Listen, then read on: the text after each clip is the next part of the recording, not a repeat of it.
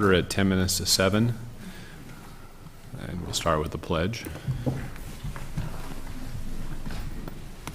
I pledge allegiance to the flag of the United States of America and to the republic for which it stands, one nation, under God, indivisible, with liberty and justice for all.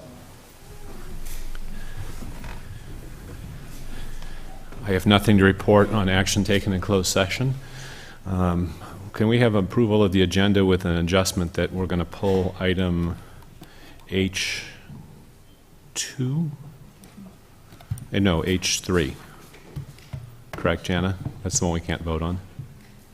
The May 21st. May 21st, regular meeting. I move approval. Second. As amended. So we have a second. All those in favor? Aye. Aye. Then we have the approval of minutes, the regular meeting of May 7th. Move approval. Second. All those in favor? Aye. Special board meeting of May 13th. Move approval. Second. All those in favor? Aye. Special meeting on June 2nd.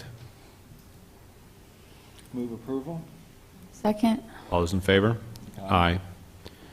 All right. Report of the superintendent. All right, thank you. We're going to start right off with, underneath my report, I'd like to bring up a couple of friends to the district from the Ed Foundation, Carolyn Nyman and Roma Mystery, for a quick presentation. This is the one we always like.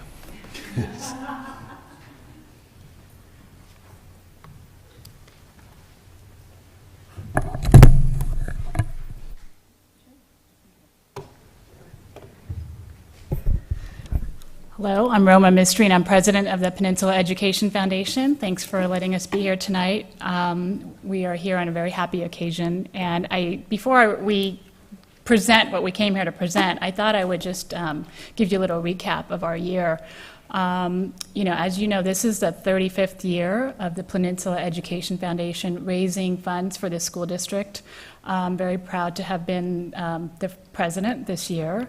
And we've had quite an eventful year. I started off, I just want to give you a personal note. When I agreed to be president, I had no idea we would be having a new superintendent at the beginning of my term. And so with anything new, you always have that little hesitation of what does that mean and who's that person going to be. And I just wanted to thank the board for choosing Dr. Austin to be our superintendent. We've really enjoyed getting to know him this year, and he's been a wonderful partner and been very accessible and collaborative with us.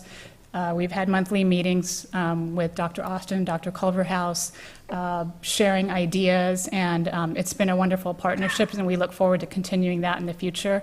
Also this year, we had to hire a new executive director, and that's Carolyn Nyman, and she's no stranger to the district or to the Ed Foundation. She's been employed by the Ed Foundation for the past 7 years. She's a former trustee, and that's been a wonderful thing for us. It's been a smooth transition. She picked up the ball right where it was left, and we've had a phenomenal year. As you know, our board last year decided to raise the pledge to the district from $3 million to $3.4 million. So I walked into this volunteer position with a very lofty goal for this year.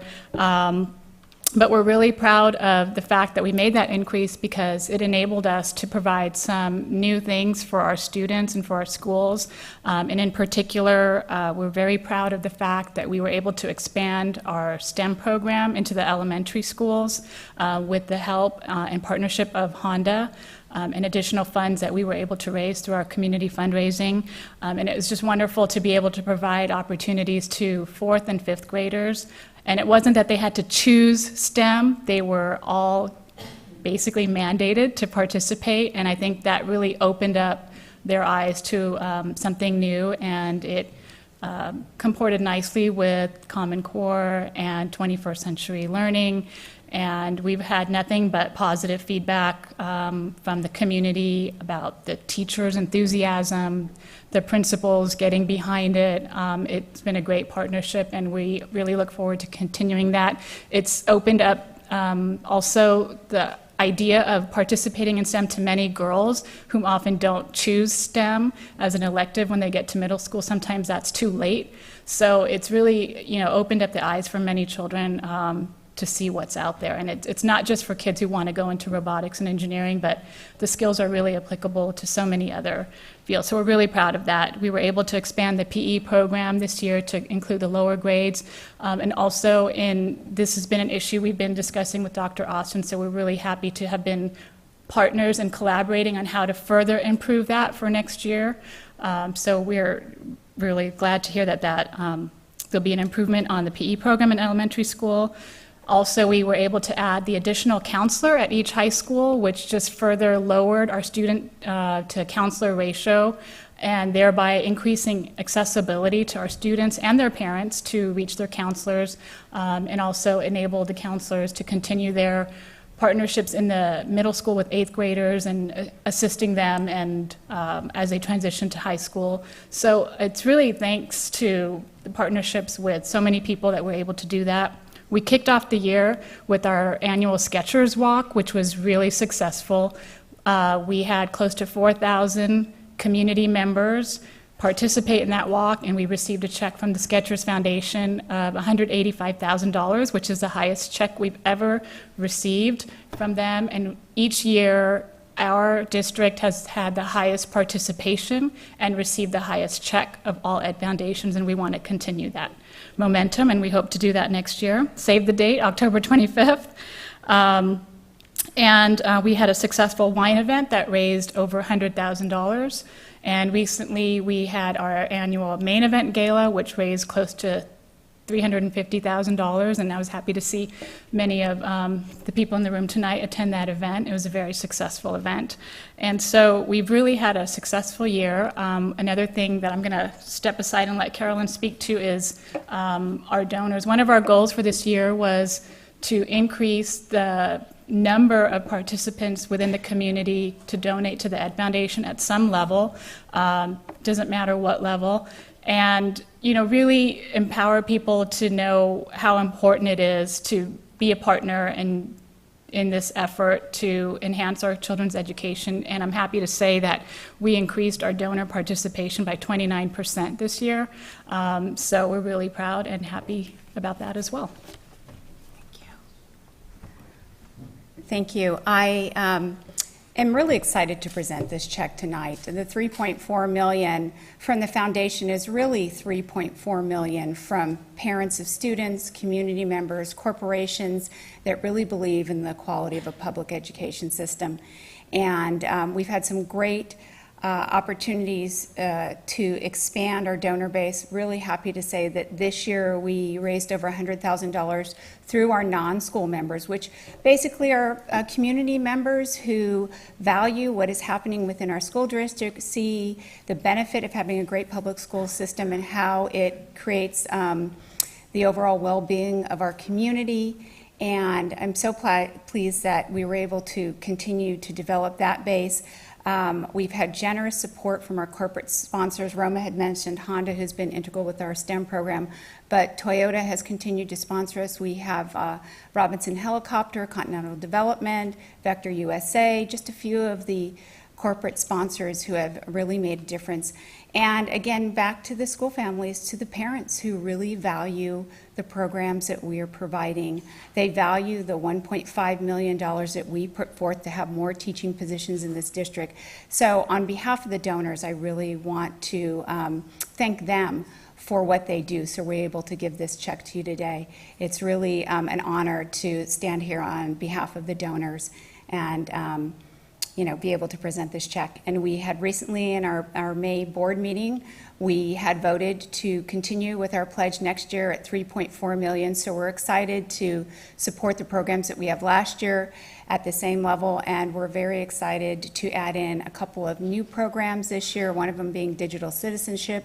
The other one is a parent university. We think those are going to be great opportunities for expansion and help with the transition from elementary school to middle school, and just to offer a resource for parents for a lot of the situations that arise and how to use ARIES, how to know what resources are available for their student to help them succeed. So I just want to present the check to the district and say thank you so much for your support, and you can count us again next year.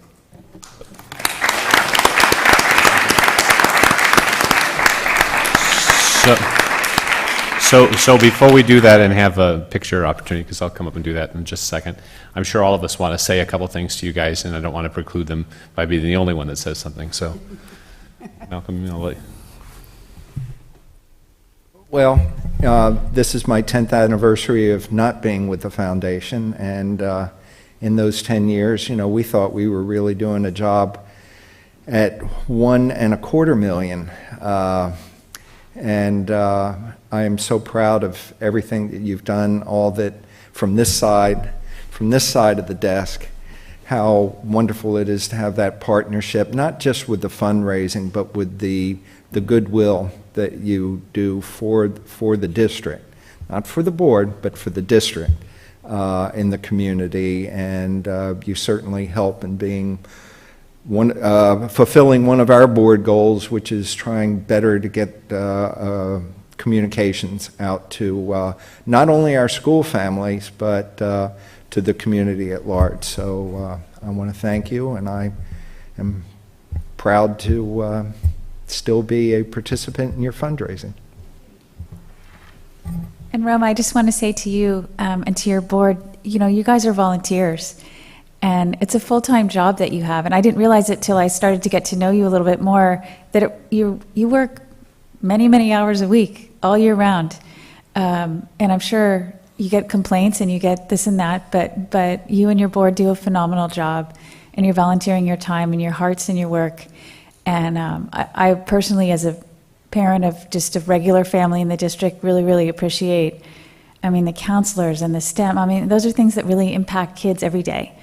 And so I just want to thank you for your work, and please let your board members know as well that their hard work is very much appreciated.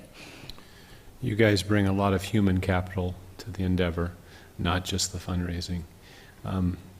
Being married to an ex-PEF president, I know how much time she spent, and sitting next to an ex-PEF president, I know how much time he spent doing the job you do, and it's for a love of the district and the love of the kids in the district. Because there wouldn't be any reason why you'd want to spend that much time doing what you're doing without having those kinds of motivations. And so, we really appreciate that. I think the other thing I want to say is that it's very exciting to start to see that we're converting some of what the Edge Foundation was doing 3 and 4 and 5 years ago into something even more exciting now. I was around my first year when it was Save Our Teachers Now, when the proverbial something hit the fan. Yeah. And we have a lot of people sitting in the audience who lived through that 6 years and lived through the hardship that caused. And the Ed Foundation stepped up and said, we value those people, and we value the people that are in the audience, and we value the people that are providing education for our children, and how do we help? And we had community members step up and say, how do we give money to help do that? And it's very exciting that we were able to preserve what we had, a few bumps on the road, a few problems along the way, but we survived. And now the state is finally flowing some more money back, and this gives us a chance to do some more enrichment and seeing the type of programs that have coming out in the last couple of years at the Ed Foundation again, and the things we have to offer. And I think our administration has a lot of wonderful ideas of how to spend your money. Probably the list is pretty long, but to be able to provide more supplemental things that make our district really good. Our district's good for a lot of reasons, but you have to have money for some of the things we do, and so we really appreciate your partnership. So I'm happy to come up and take your check.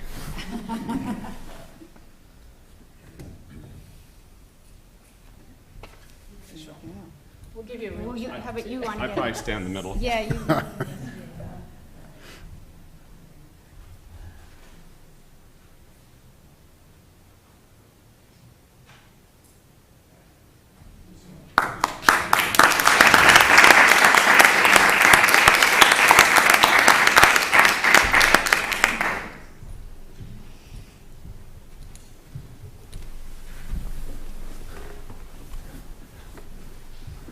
Well, thanks again. That's just amazing work. In fact, we're going to be speaking with Tim Cardy here in just a few minutes about a bond refinance, and part of that application includes community partnerships, and the Ed Foundation is a huge part of our application. So, far-reaching influence.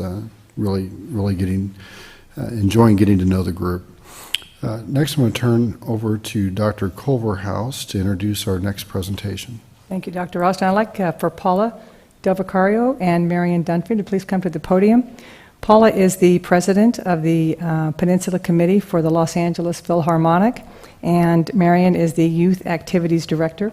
What I know about Paula is that she was a teacher in our district for over 17 years, but a volunteer, as you said, for many, many, many years, and at Lanada Bay. And I think you will hear tonight that through their hard work with the Philharmonic, that they have added great value to our district with our music program and the opportunities for our students. So thank you for being here this evening. I'm going to turn it over to Miriam and Paula. Thank you.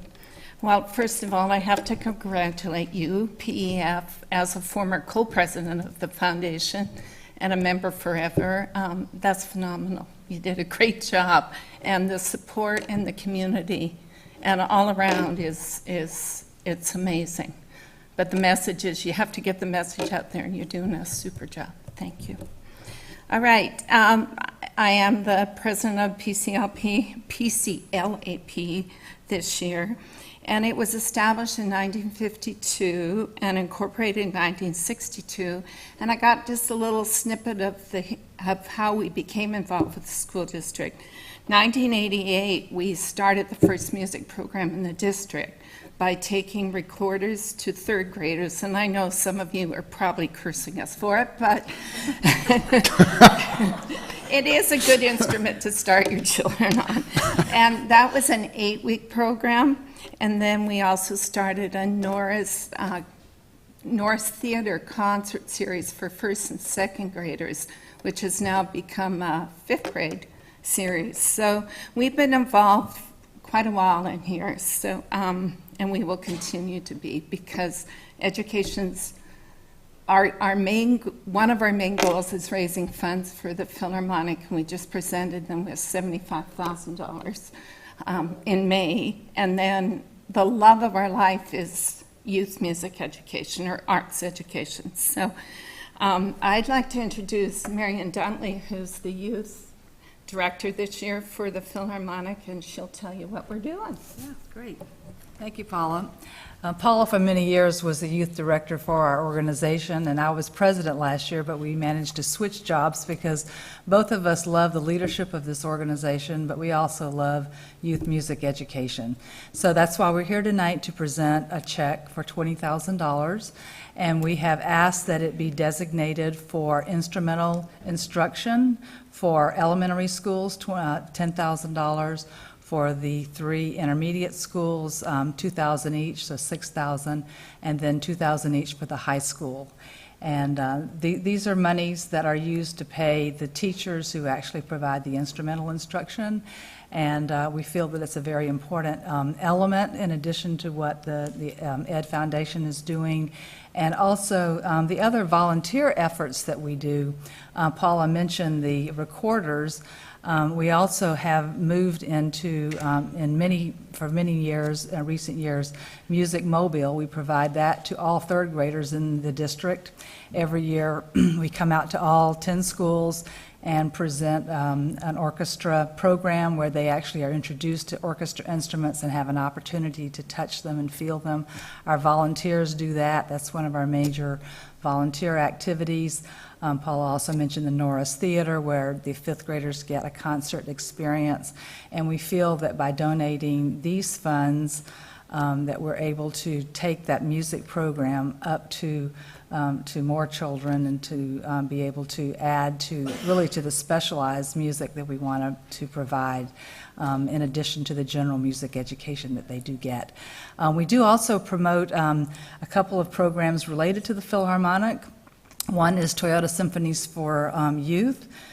We orchestrate selling of tickets through the district and through other community organizations where these children are able to be bused. We provide buses for them to go to Disney Hall for concerts. And we also have a Symphonies for School programs that children can go and again to Disney Hall and hear world-class music through our wonderful Los Angeles Philharmonic. So we feel it's a good blend between promoting the classical music of the LA Philharmonic, which is one of our primary missions, and our home youth music education program, which we are proud to present our check tonight for $20,000, plus our volunteer efforts that we do throughout the year. So thank you very much. We appreciate the partnership. Music in the garden.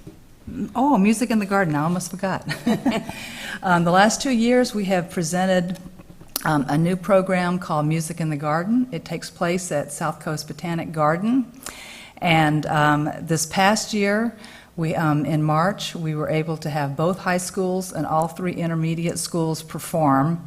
It gives them an opportunity to perform before a community audience. We also give them honorariums of $200 per school to the program. So it gives them, it's a good chance for the community to see what we're doing with our music education programs in the schools. We also bring in schools outside of the community. We've had Narbonne and South High come, and I think that the interaction between the schools is really positive, and they have a chance to sort of check each other out and see what's going on in the other areas. So we're planning on continuing this. Last year we had 100 performers. This year we had 280. So we're really moving forward, just trying to give more kids an opportunity to perform before a public group. So we're going to continue that. Did I miss anything else? No. Okay. Thank you very much.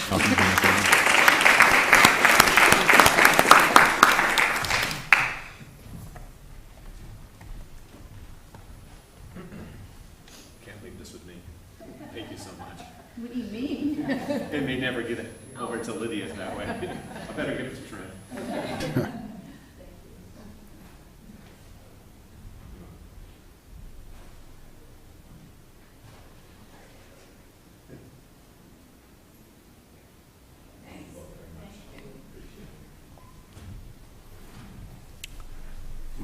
Trent, do we need your assistance on this one?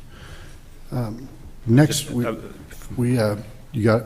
Just one second. I was just going to comment. I've been on the board 8 years, and I've always enjoyed this presentation. And I know that we sometimes don't have as much money as we like to support the arts program. And you guys have been really vital in providing that link over the last, 30 years, but particularly in the last, since 1988, in helping us bridge some of the funding gaps that we have and providing enrichment that we wouldn't otherwise be able to do. So we really do appreciate all the hard work you guys put in behalf of the students of the district. So thank you. Now you can talk about Trent. Okay, thanks. I'm bringing Trent up to assist with a phone call. At this point, we're going to do a phone call in with Tim Carty from Piper Jaffray. Tim Carty has a history with our district and has handled some of our finances in the past. We have a window of opportunity to potentially refinance some existing bond debt that would result in a savings to the taxpayers. So I'd like Tim to talk us through that briefly. Hello, Tim Carty. Hey, Tim, you're on now with us. Here we go. Is that on? Yeah, go ahead. Tim, it's Larry. How are you? Oh, good. Hi, Larry. We have Malcolm and Linda here.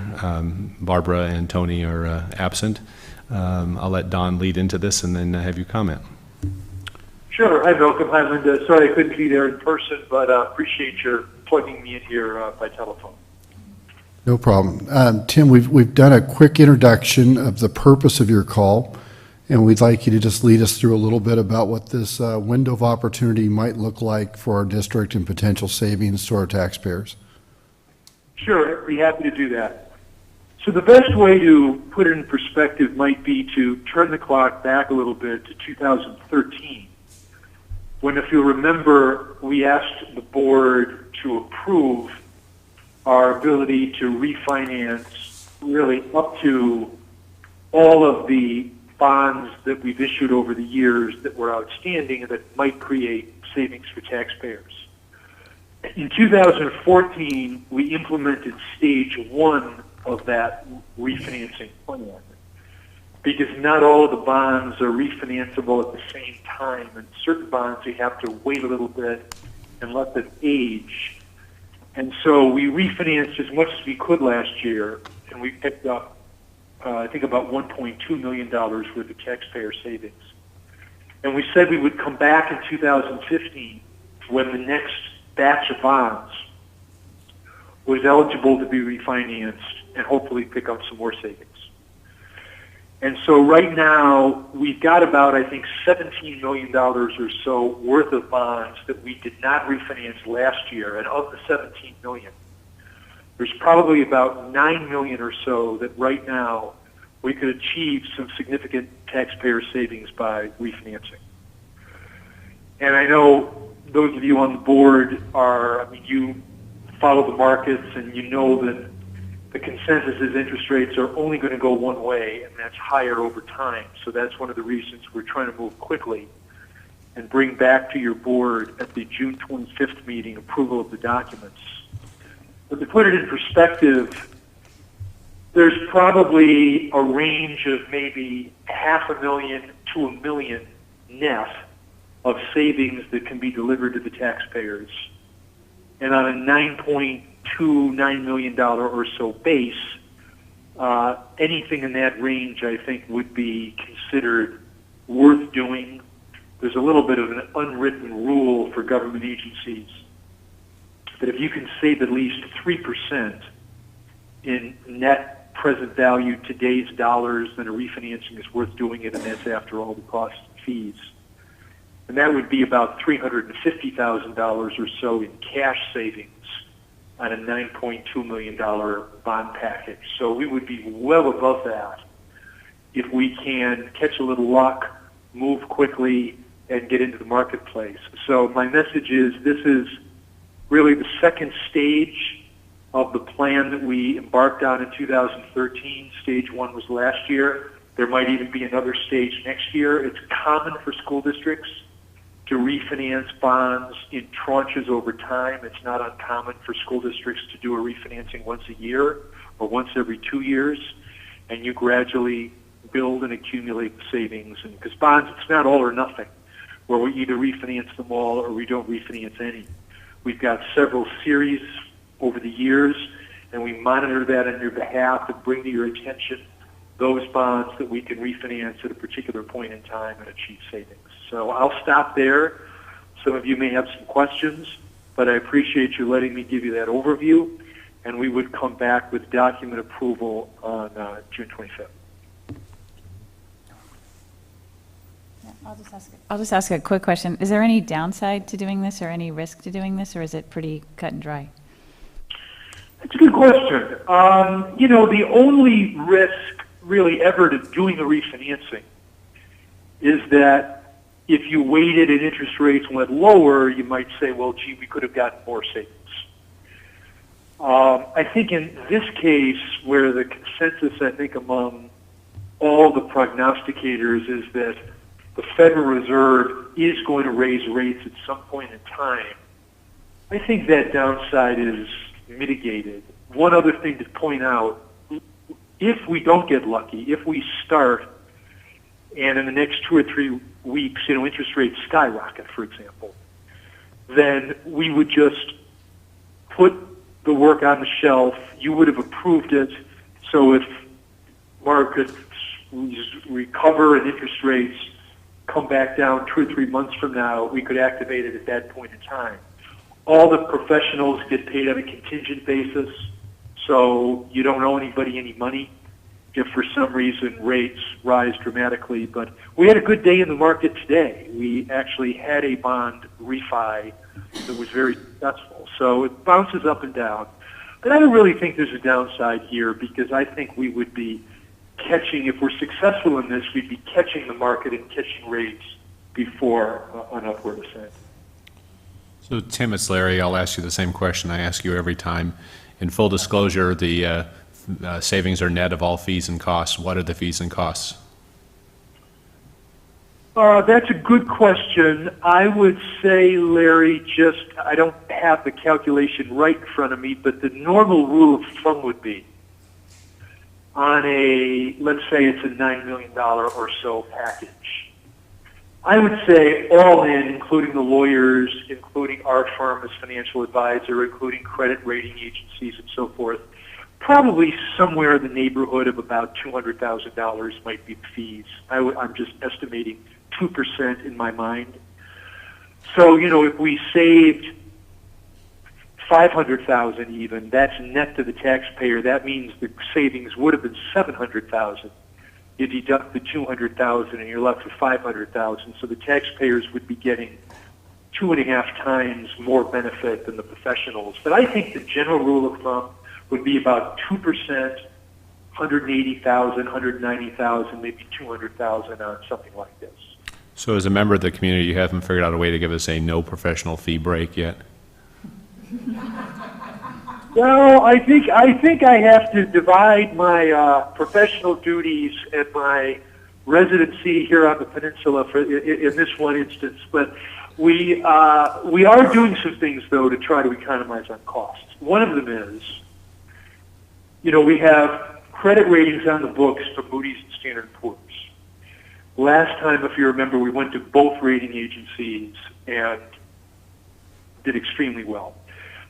Since this is relatively small, we're actually only going to go to Moody's. We're going to try to save the rating costs that we otherwise might have incurred by going to Standard & Poor's. We don't think it's needed on a less than $10 million bond issue. So again, if there are things like that where we can trim around the edges on a refi, we try to do that and try to make sure the taxpayers are getting the biggest bang for the buck. I appreciate that. I'm kind of teasing you, of course. The other question is kind of a simple one, but you may not be able to answer it off the top of your head. Can you give us just a basic idea of what rate, the blended rate of the bonds we're refinancing are currently, and what they might be if we were able to save $500,000 or $750,000, just to give the people in the audience an idea of what the relative percentages are? Yeah, so if you bear with me for about 1 minute, I'm going to pull the file out, because I believe I have exactly, Larry, what you're asking for, which is the blended average rate that we're currently paying on the bonds in question and what that new rate would be. And yep, I've got it right here. So to put it in perspective, the bonds that are eligible to refi, they currently carry a rate of about, call it 4.25, about 4.28%. So we should be able to replace that with bonds somewhere in the 2s. I would say in today's market, probably 2.75 maybe. Another thing I want to point out, particularly for the members of the audience, no extending the term.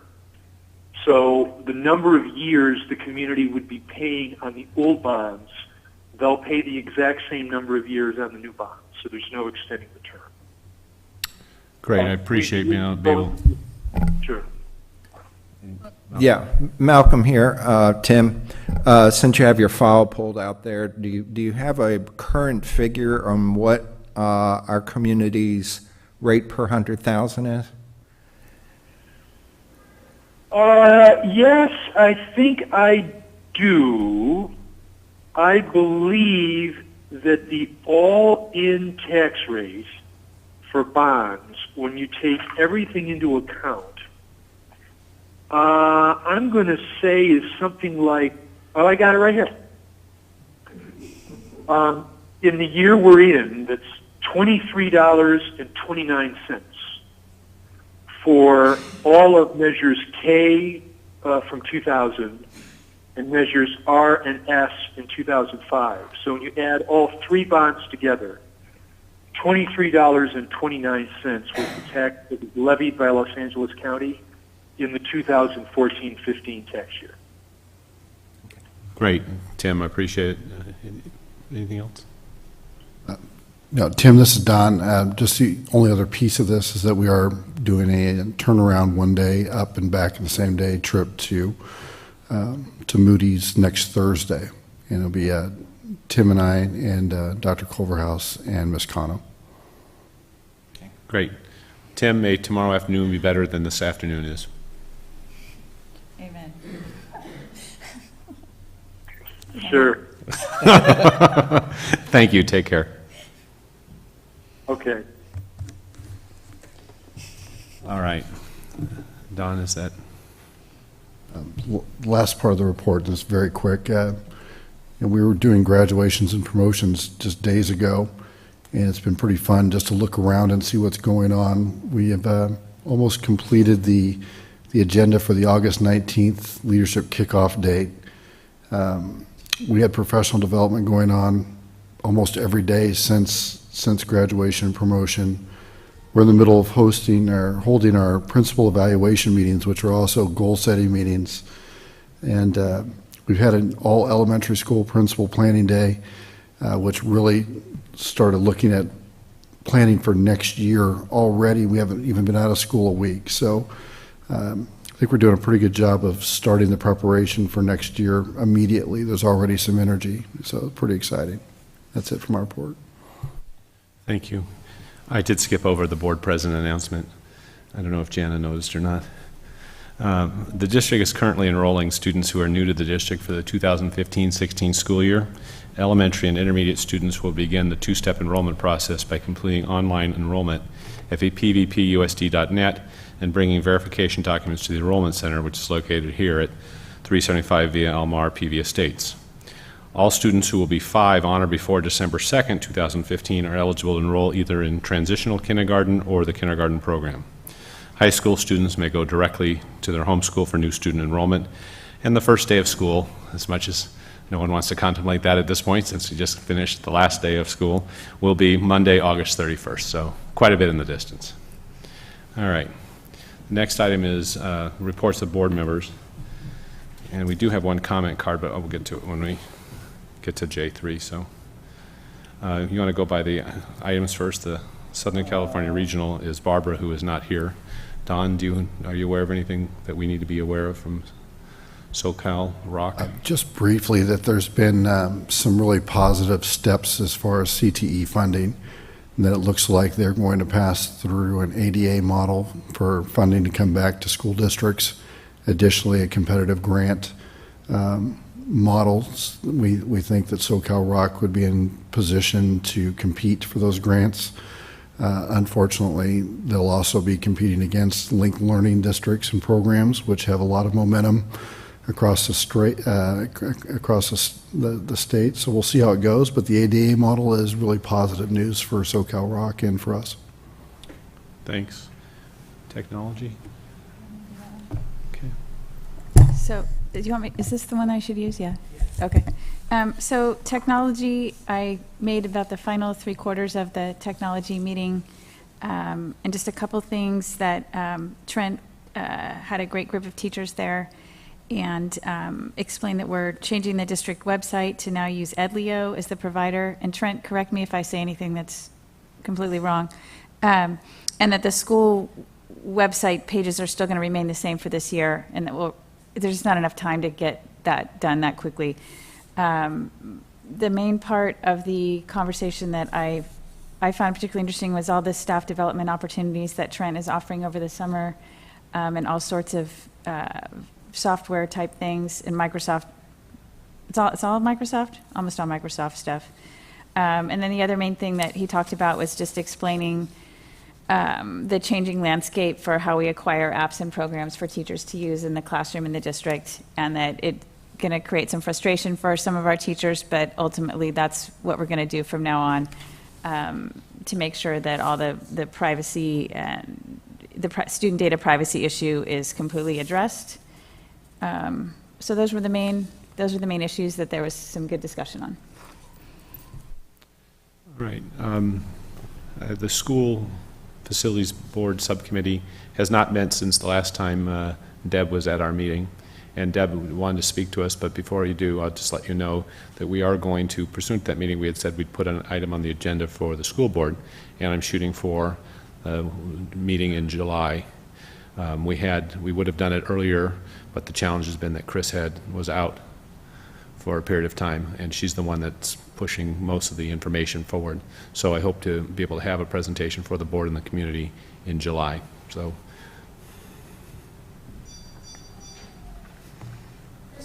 I want to thank you for moving this to the beginning of the meeting as opposed to the end. Hopefully I'll get home to my family a little bit earlier tonight. I have a question. A couple years ago, Tony, Lydia, and Pete sat down with members of community groups that were using the facilities and laid out for them that we were changing the way in which we were going to contract or sign license agreements with community groups. Some would sign licensing agreements, some would sign permits. My question is whether it's a licensing agreement or permit. What is our policy or the district's policy on a group then subcontracting the use of the facilities to another group? I don't know the answer to that. Okay. I'm not sure Lydia knows the answer to that. I'm Well, not sure we have a policy to that, but that's something we certainly should explore in July. I assume you're going to tell me that that's been happening. it's happening right now, and I assume Lydia knows, because the City of RPV donated to the pool. So they got a certain amount of time to use the pool on Saturday evenings and times when community groups weren't using it. City of Rolling Hills Estates donated to the pool, and they got time at Miralest, the fields at Miralest. But neither one's really been using it, so they're cashing it all in this summer to use the pool at Penn. But since they don't have, as they say, the manpower to run a swim program at Penn, they have subcontracted with the YMCA. So the YMCA, who's always paid for the pool at Penn, is now using the city time at Penn. To go one step further, the YMCA is offering classes under the name of the cities on Tuesday through Friday, classes in free swim, I should say, from 9:30 to 1:30 under the Cities of RPV and Rolling Hills Estates contracts. But then on Saturdays, they don't have the manpower. So they are then further subcontracting with ZAP to offer a program on Saturdays from 9 to 1 at Peninsula High Pool. So ZAP is normally supposed to be paying the going rate of $30 an hour to use whatever pool they're using. But now ZAP is using the pool under the YMCA, under the cities, under the district, for I'm not sure what fee. If you want to swim on Saturdays, you need to pay ZAP. If you want to swim Tuesday through Friday, you pay the YMCA. The YMCA makes the profit, the cities don't. I double-checked that with both the Ys and with the Y and the cities. So my question is, if we don't have a policy, we probably should have a policy. What would Marymount do at Miralest? What would some of the other groups that have licensing agreements do at different facilities? Thank you for bringing it to our attention. All right, now regular board member reports. Which one you would? I'd just like to report on attending 3 wonderful graduation ceremonies.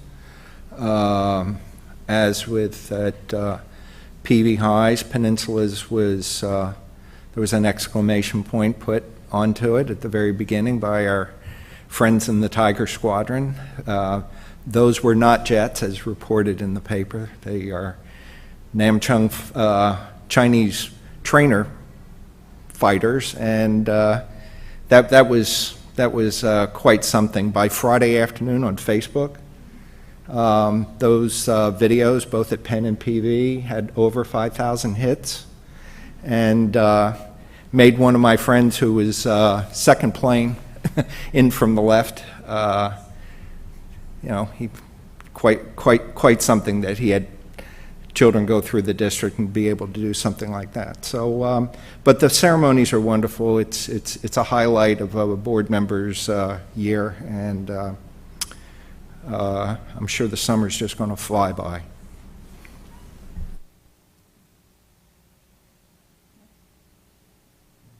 Yeah, I also went to 3 really awesome graduations. I haven't had that much fun in a long time. It was really fun. It was my first time doing it, and the little kids at Mila with their little hats and their little outfits were so cute. Joanne was there with me.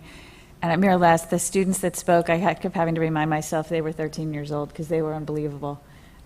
They were inspiring me. You know, they were fantastic. And the kids at PV they had a nice tone to their event. It was really fun, and it was just a neat experience for me to hand diplomas to some kids that I'd watched grow up. So it was a lot of fun.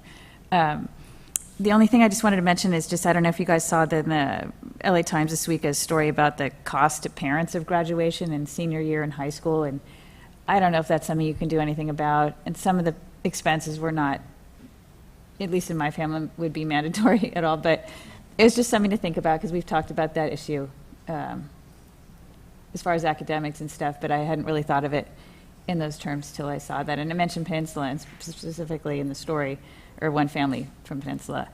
So I just wanted to know if you guys had seen it. And I did. I tweeted it.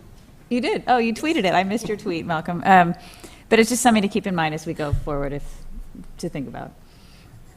Thank you. I also enjoyed the graduations.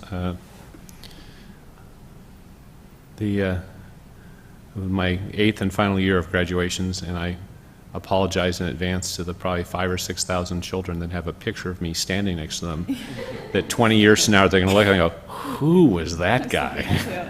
It's like, ugh. At least for the high school graduations, I'm not towering over everybody quite so badly, with the exception of the Rancho Del Mar graduation, where Rosemary always stands on a chair or a little step stool and to talk to everybody, and she made the mistake of stepping off of it and inviting me up, so I stood on it above her, and we kind of had a little bit of a height difference, but that made it fun for me at least. I'm not sure for her. I had a couple other things I wanted to let the board know. One, I met with representatives of the group that is developing the property by the golf course that had to go through the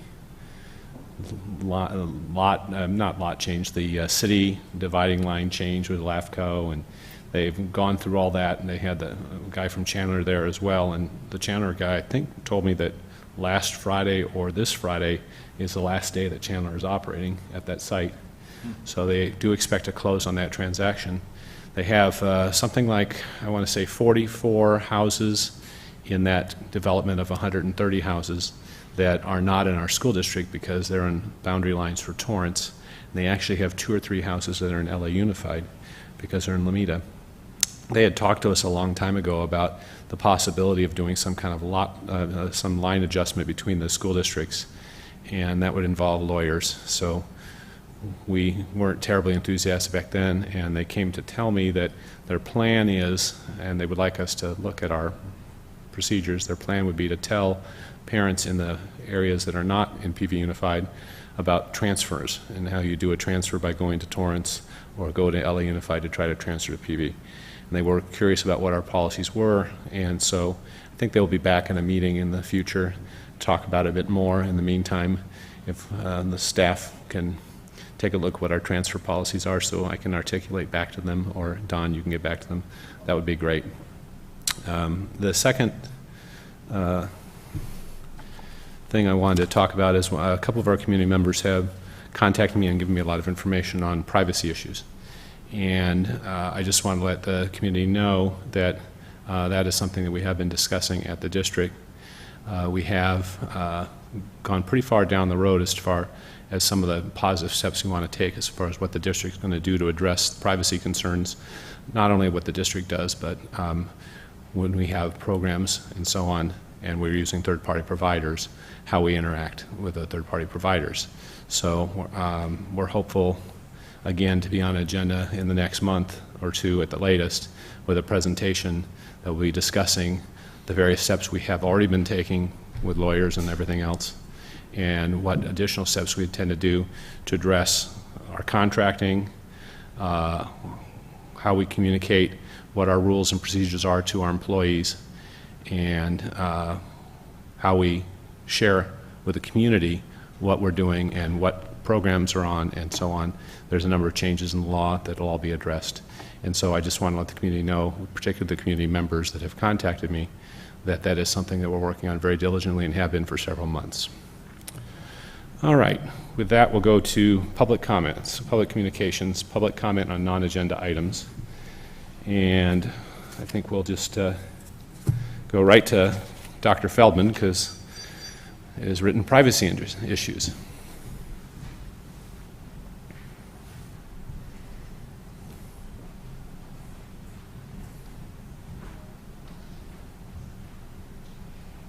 Start me now? It's already going. Oh, okay. Thank you. Thank you. Good evening, and thank you for the opportunity to speak tonight.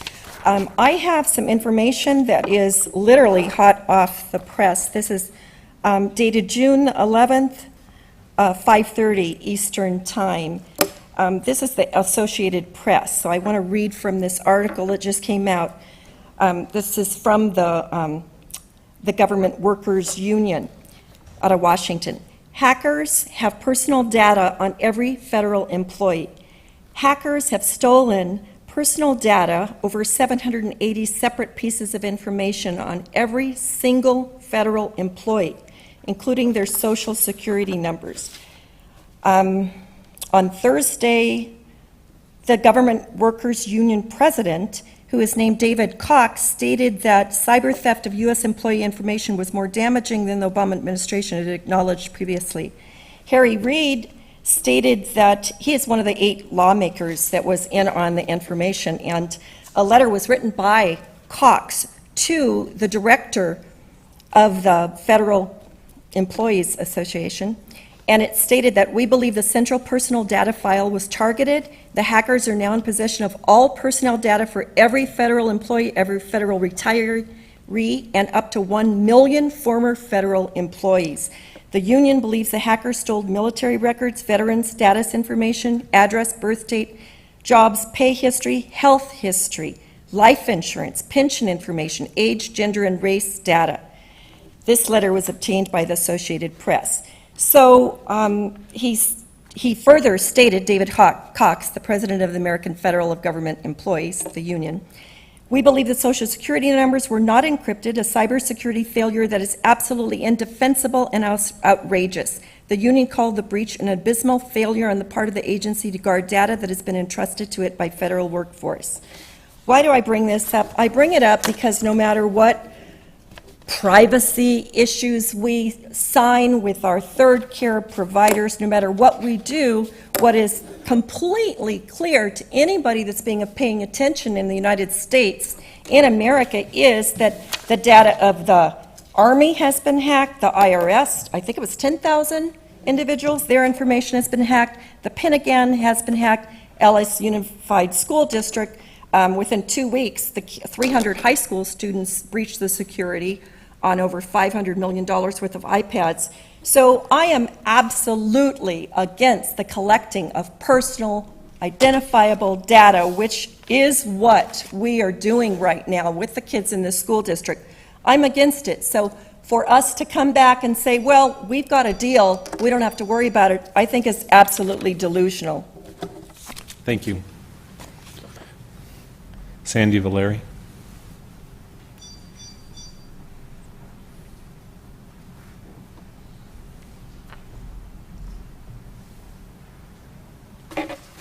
Hi, good evening. I appreciate you bringing up privacy. I did ask you last time I was speaking to you, and I'm going to ask you one more time, that I think what we really need to have is when parents come into a class, for each of their classes, they should get something that's equivalent to like a permission sign-off, that for each class it is fully disclosed in each class by each teacher what apps are being used or what programs are being used electronically that are collecting data that a parent gets to sign off on. Here are the programs that are being used in this classroom, and you can go and you can research, and here is a location where you can go and review the privacy provisions of these particular programs, and do you want your child to use these programs, yes or no? Sign here your consent to use these programs or not use these programs. It's very simple. We do this when we're going to be reading these books. Do you have your permission for your children to read these books or not? We're going to be viewing these movies. Do you have your permission to view these movies or not? We're going to be using these programs. Do you agree to have your children use these programs, yes or no? We do not yet know all the programs that all the teachers are using. We don't know yet, do we, Trent? We don't know. We still don't have our handle. We don't have our arms around all the programs that all the teachers are using. This is ridiculous. We need to know. It's simple. Secondly, I want to appreciate Linda bringing up the article. I did read it in the LA Times. I had a graduating senior this year. The costs, they just didn't start coming. Mom, write another check. Mom, write another check. Mom, write another check. And it was unbelievable. It got to the point that you did have to make choices. It's like, well, you can go to prom or winter formal. We can't afford both. You can go to Disneyland Ditch Day or you can go to grad night. You can't go to both. Maybe we're just going to skip senior portraits because, you know, we can't afford $800 for senior portraits. It's just ridiculous. So it's true. The cost of senior is, I don't know that there's anything this board can do about it, but believe me, everything you read, it didn't even begin to give justice to the thousands of dollars. And add to that the cost of applying to colleges and the cost that you have to pay to get your, the cost of your testing that you have to do. You have no idea. But the real thing I wanted to talk to you about is the fact that we have no public access to these meetings anymore. These meetings are no longer shown on Cox. You don't know how many people were watching these meetings. A lot of people couldn't come to these meetings. They tuned in, they wanted to know, they were concerned, they were interested. People want to know what's happening in their district. And all of a sudden, these meetings aren't being broadcast on Cox anymore. And there's no plan to replace it. Now, our RPV meetings, the Rolling Hills meetings, other meetings get webcast out, get live streamed out. We have all sorts of technology, but we can't do that for some reason. Why are we not following the board's goal to enhance communication with parents and the community? Why aren't you living up to your goal to do more communication? Thank you. So to your first point, you're referring to basically opt-in versus opt-out, and we'll have a discussion when we address privacy. That will be one of the topics that Trent and the district does address, is the pros and cons of going each way, whether you have a policy that you opt into everything or you have a policy where you opt out. So that will be addressed. I appreciate you bringing it up. The third issue you raised, which was the board meetings, we are behind the scenes working on several potential solutions. There will be a solution that will be brought before the board in the next couple of months. It takes a little time to find out. I mean, one of the things that was kind of disappointing was that Cox gave notice to RPV in February that they were no longer going to be broadcasting as of October, and RPV didn't tell us until we found out through the grapevine, basically, which my wife sits on the library board, and the same thing happened to the library. They're also coming up with a solution. So there will be a solution. There's several school districts, Manhattan Beach, one of them, that has streaming. So that will be addressed also. So thank you for bringing it up. Thank you Yeah. very much. I have a lunch next Wednesday with 4 mayors, and this is a topic because the franchise agreements that the cities used to have with Cox, that ends October 15th. Cox no longer has to have a franchise agreement. They're kind of considered a telecommunications company now instead of a cable company, and so they don't have to do the broadcasts in order to keep a franchise agreement because those agreements go away. So it's certainly, particularly with our city of PV Estates, who faces the same sort of issue we had when we moved here from Malaga Cove as opposed to Valmonte. Correct me if I'm wrong, Trent, we had a fiber drop over there that allowed those live broadcasts like we used to have, and the best we could do when we moved here, since we didn't have the same kind of infrastructure, like same as PV Estates City, we do the tape and then broadcast later. But even then, Cox no longer has to rebroadcast things. So honestly, if you didn't have Cox, if you had one of the satellite providers, you couldn't watch them. So that was Yeah. So we have to be careful because this is an non-agendized item about not going back and forth too much. All right. Barry Udis.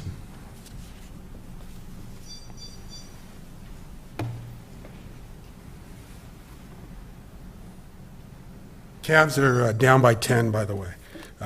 I'd like to clear up misinformation and state that Restore PV Education's sole purpose is to support parents and teachers and point out the money wasted and misused by the district. Also, the survey we sent out to teachers was meant to communicate teacher concerns with PVPUSD. It was miscommunicated that the teacher information would be public. It was an anonymous survey. It is unfortunate that PVP continues its public contempt for parents who want the best for their children's school and teachers. Now let's recap the year. PVPUSD keeps Walker Williams at a salary of $263,000 as CEO, co-superintendent, while our kids are in combo classes and teachers receive a measly little pay raise. The board hires 2 new educational service administrators for over $300,000, while teachers receive a measly little pay raise. After the 2-year failed implementation of Common Core and 1 year of paying 2 superintendents, the board delivers blank report cards for all K through 5 students. The board refuses to include protective privacy clauses into technology contracts, putting our children's privacy at risk. The board refuses to answer all public records requests, although districts like Palo Alto put those online. Ignoring the 2013 Measure M auditor report, the board partially funds 3 technology administration staff jobs after using Measure M to pay administrators. Knowing that there is no smarter balanced privacy policy, the board continues to espouse the SBAC testing consortium. Following Joan Romano's direction, the board implements the lower standard Georgia math curriculum in PVPUSD. After the 2-year failed implementation of Common Core and 1 year of having 2 superintendents, PVPUSD now has an achievement gap, according to co-superintendent Don Austin. A PVPUSD principal sent out an email stating that taking the SBAC test is a requirement for college admission. PVPUSD board refuses to communicate to parents that they have the right to opt out of SBAC testing. And then there were some very memorable quotes. Board member Sharp stating that the privacy of our students is a waste of time. At a Restore PV Education event, board member Coladas was asked, with 82% college ready and 98% of our grads attending college, while you've approved millions of dollars in expenditures, why do you support Common Core? He responded, I'm doing research. In a PV News article about the misuse of Measure M funds, Assistant Superintendent Kano said, the audit report said nothing was done wrong, but we probably shouldn't do that. In the Easy Reader's October 8th issue, Co-Superintendent Austin states, there are a disproportionate number of public records requests in this district, and I'm not going to engage in any kind of game playing. And then in the March issue of Peninsula People, Co-Superintendent Austin's definition of the PVPUSD achievement gap is the difference between better than almost everything and amazing. Great job, folks. Thank you as always. Kennedy Reagan.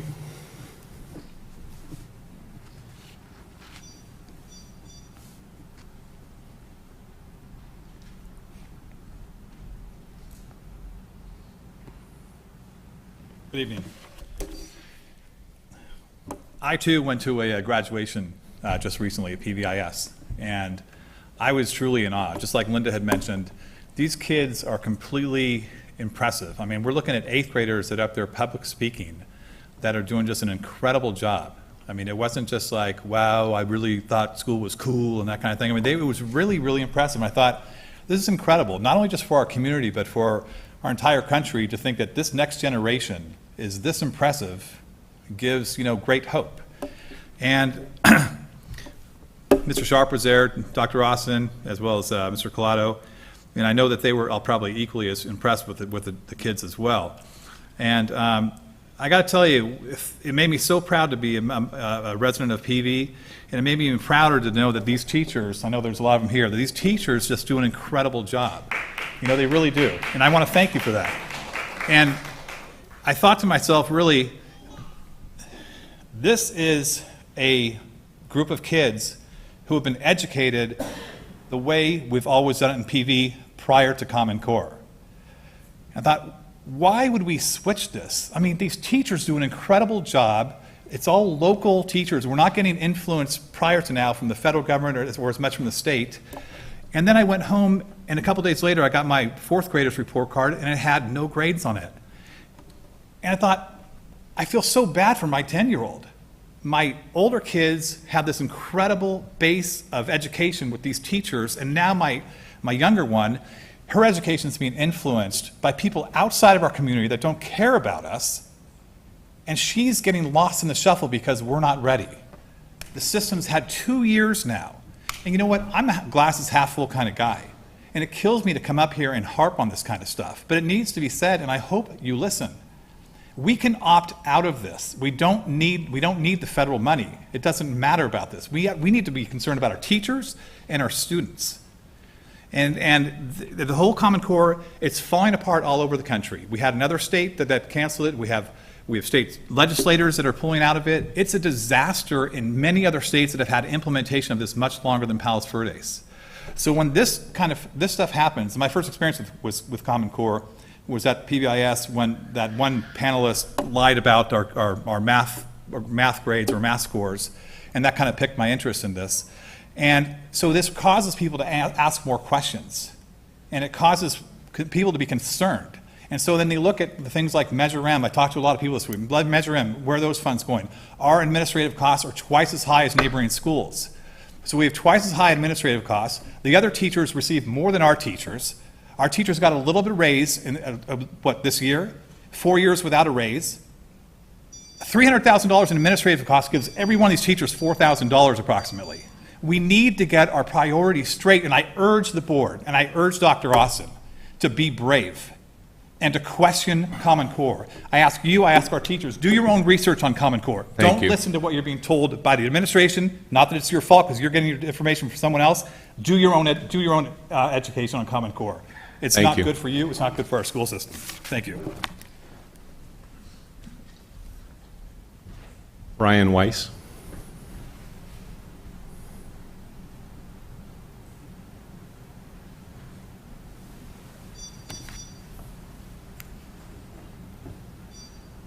Good evening. I'm Brian Weiss. I'm the manager of the Palos Verdes Farmers Market. This is my trusty assistant, Gunner.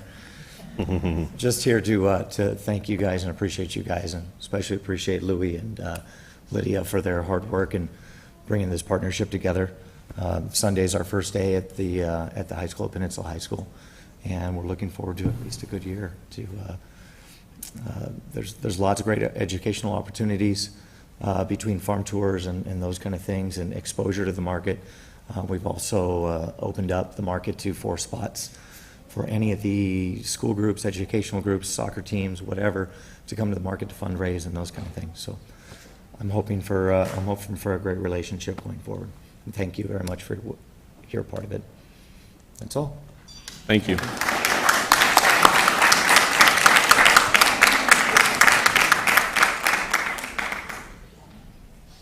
All right, we're on to L1, the initial proposal. Dr. Coleman, would you like to speak first or have the presentation first? Okay. I'll be quick. Dr. Austin, Dr. Bose, ladies and gentlemen of the board, teachers and community members. Larry, I'm a little upset that I didn't bring my checkbook. I didn't know it was get a picture with Larry Knight. I sell cheap too. I mean, in $5 and you would have had the picture. Done that. I didn't know. So I'm here tonight to sunshine our initial bargaining proposal for the 2015-16 school year. PVFA is going to open on 5 different sections of the contract. We have quite a few areas that we want to talk about language of the contract, so that would be Article 6, Article 11, Article 24, and Appendix B. And then, as per usual, we'll be opening on Article 7. When we poll our members, and we always poll our members to see what people are concerned with and what they would like us to bargain for, traditionally Article 7 comes up, and Article 7 is compensation. And so in this year, we will be looking for a large boost in compensation. It's probably, when everything pans out, this will probably be the single biggest increase in funding in a decade. And we would like to think that we're in line for a boost in compensation that is commensurate with that. So just by way of comparison, I know we talk a lot about, at least at Peninsula High School, we talk a lot about how we're doing vis-a-vis other schools that are in sort of our camp. And we typically look at schools like Gunn in Palo Alto, or we look at University High School in Irvine. And so I think when we look at those schools, we should look at everything they do. And one of the things that would have to come up is how do they pay their teachers? So at Gunn, first off, Peninsula High School, or the PV Unified School District, we start out at $50,000, which is a nice raise from where we were, and we do appreciate that. We end up around $91,000, so that's a baseline, $50,000 to $91,000. Gunn High School starts out at $55,000 a year, and they end out at $111,000 a year. So by the end of the reign, they're $20,000 ahead of us, $20,000 ahead of us. Now, in the interest of full disclosure, you should know Palo Alto does not pay benefits. So you would have to subtract the amount that the district pays out of that total, otherwise it's somewhat misleading. It's not really $20,000, it's merely $14,000 more a year. But it's a similarly priced community, so in a way I think, it's a good comparison. Now you probably also would want to know, do they get more money? And you know the answer to that question. And we all know the answer to that question. Yes, they get more money than we do. I don't know if it's so much more money that it makes up the difference there or not. University High School is a little bit closer to us in Irvine. They start out at $52,000 again compared to our $50,000, and they end up at $91,000 or at $101,000, which is $10,000 more than we pay. And they pay about $4,000 more a year in benefits than we do. That's a significant difference. If we are going to become an even better school district, and believe me, I think we can do that. I would never tell you that I think we've arrived at the mountaintop and that there's no higher place we can get to. But if we're going to arrive at that place, we're going to have to solve this problem. And it's going to be an ongoing problem. A young teacher out of school is looking at communities like Irvine, where she or he could probably afford to buy a house, or Palo Alto, where they'd be in the same boat they would be here, but making $20,000 more a year. Are going to start making hard decisions. So I would encourage you to make it a board goal, and it hasn't been a board goal in my memory, to make our teachers among the best, and our clerical staff among the best paid in the state. I don't know how we achieve that goal, but that's the thing about goals. You set them and then you try to achieve them. Let's make that a board goal for next year, to be the highest paid, at least in the South Bay. Thank you.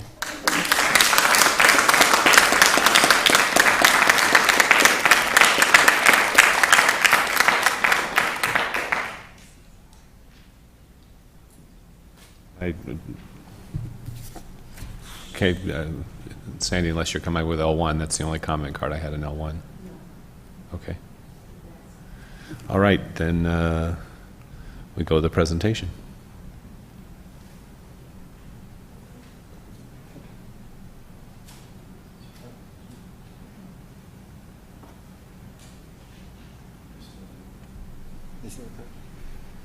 There's background information. CSCA will not be here tonight to make a presentation, but we also present along with the PVFA initial proposals, the CSCA initial proposals for successor agreements for the 2015-16 school year. Okay, so I guess we're not having a presentation, it's an information item, and I was waiting for some kind of something. All right. So we look for, then I will comment. Tim, I agree with a lot of what you said, and I know you also appreciate the challenges, and we appreciate the cooperation over the last several years. Last year was finally saw a little bit of light, and hopefully the district and the PVFA and the CSCA can come to an understanding that works well for everybody, knowing, we all know, that there'll be compromises along the way, but a compromise that everybody can live with. So looking forward to good luck to both sets of teams to try to make this a quick and meaningful negotiation. So thank you. All right, so that's L1 and L2. We'll go on to L3. I have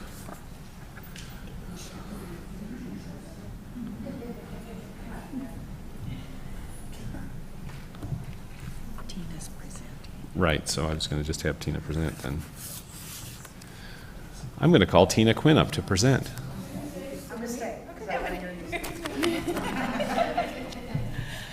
Good evening, everybody. What a great meeting to be at. You keep getting money and support, and I'm so grateful to the Education Foundation, to the Philharmonic committees. Really nice to see it.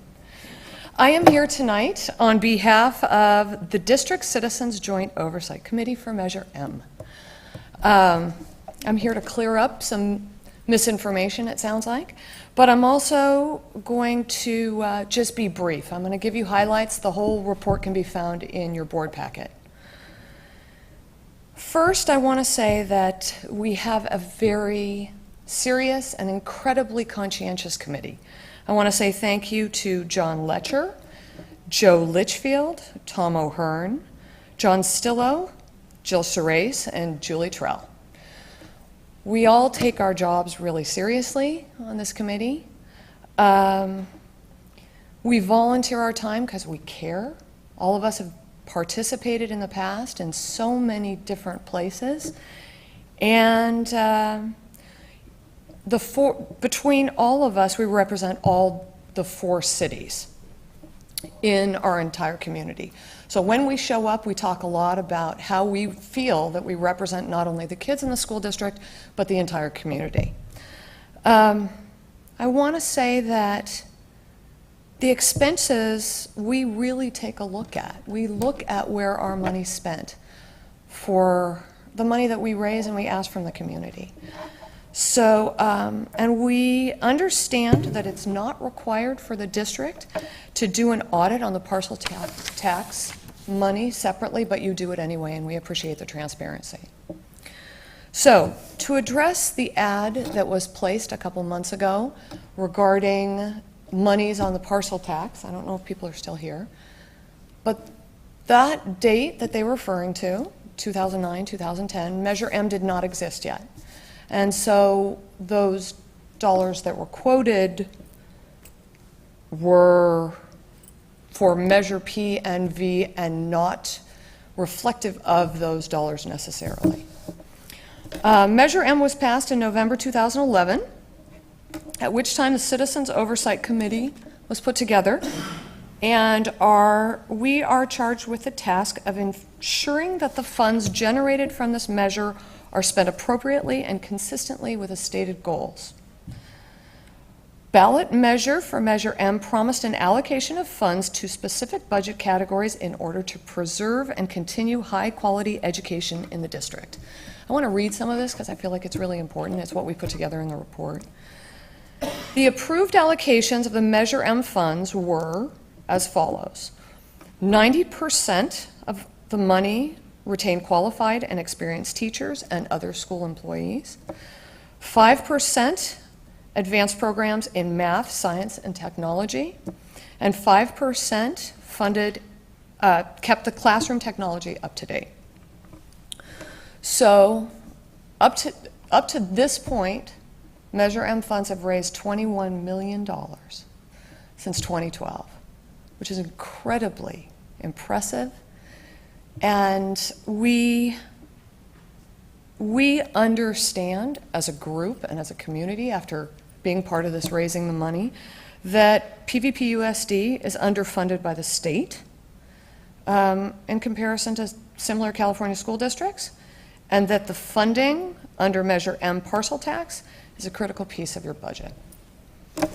And we recommend that the allocations continue to be reviewed, adjusted, and voted on as part of the PVPUSD's annual budget process. We appreciate the partnership so much with you guys and our community. And we look forward to our meetings because we learn so much when we're there. So thank you for your time and your energy, and we thank you to the community also. Thank you, Tina. Having attended the last couple meetings, I know how hard you guys work, and I know you guys spent a bunch of time looking at some of the issues that were raised in that newspaper article, actually advertisement. I know a lot of the information was wrong. In fairness to the people who did the advertisement, they probably didn't, it's hard to get through school finance reports and budgets to understand even what you're looking at. But it was off on the nature of 98% off, wasn't even close. And unfortunately, we then spend time having to address those things, and I know you guys are looking at that every time we're going through these things. I did want to ask you one question, if you wouldn't mind. So if you mind.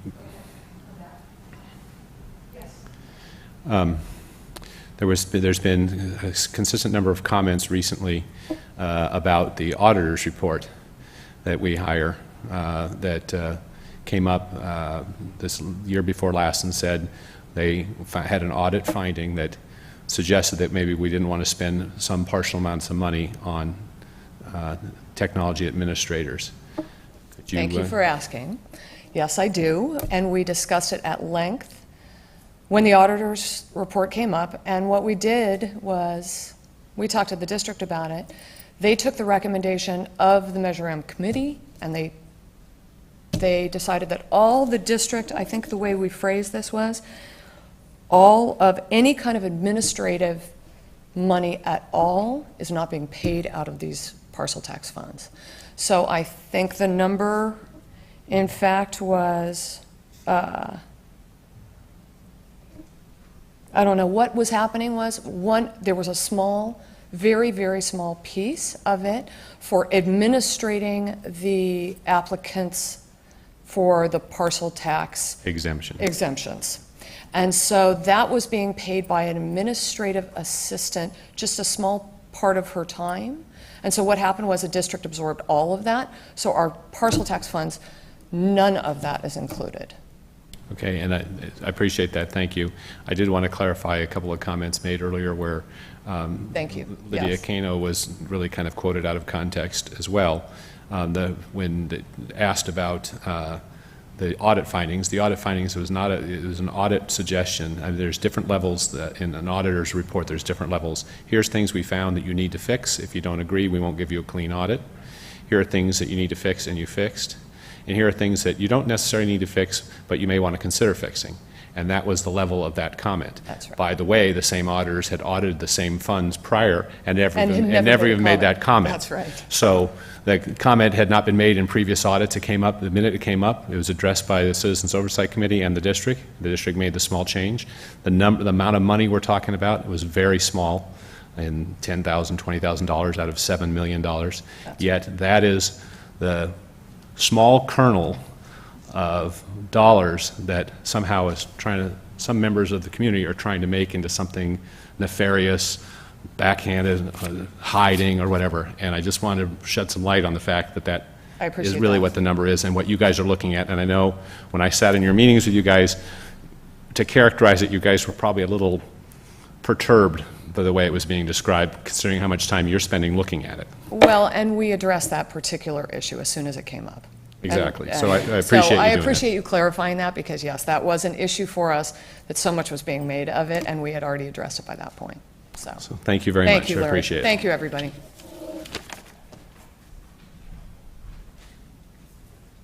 Barry Udis? Okay. Sandy Valeri? Oh, I'm sorry, Corinne. You actually put your card in first, but okay.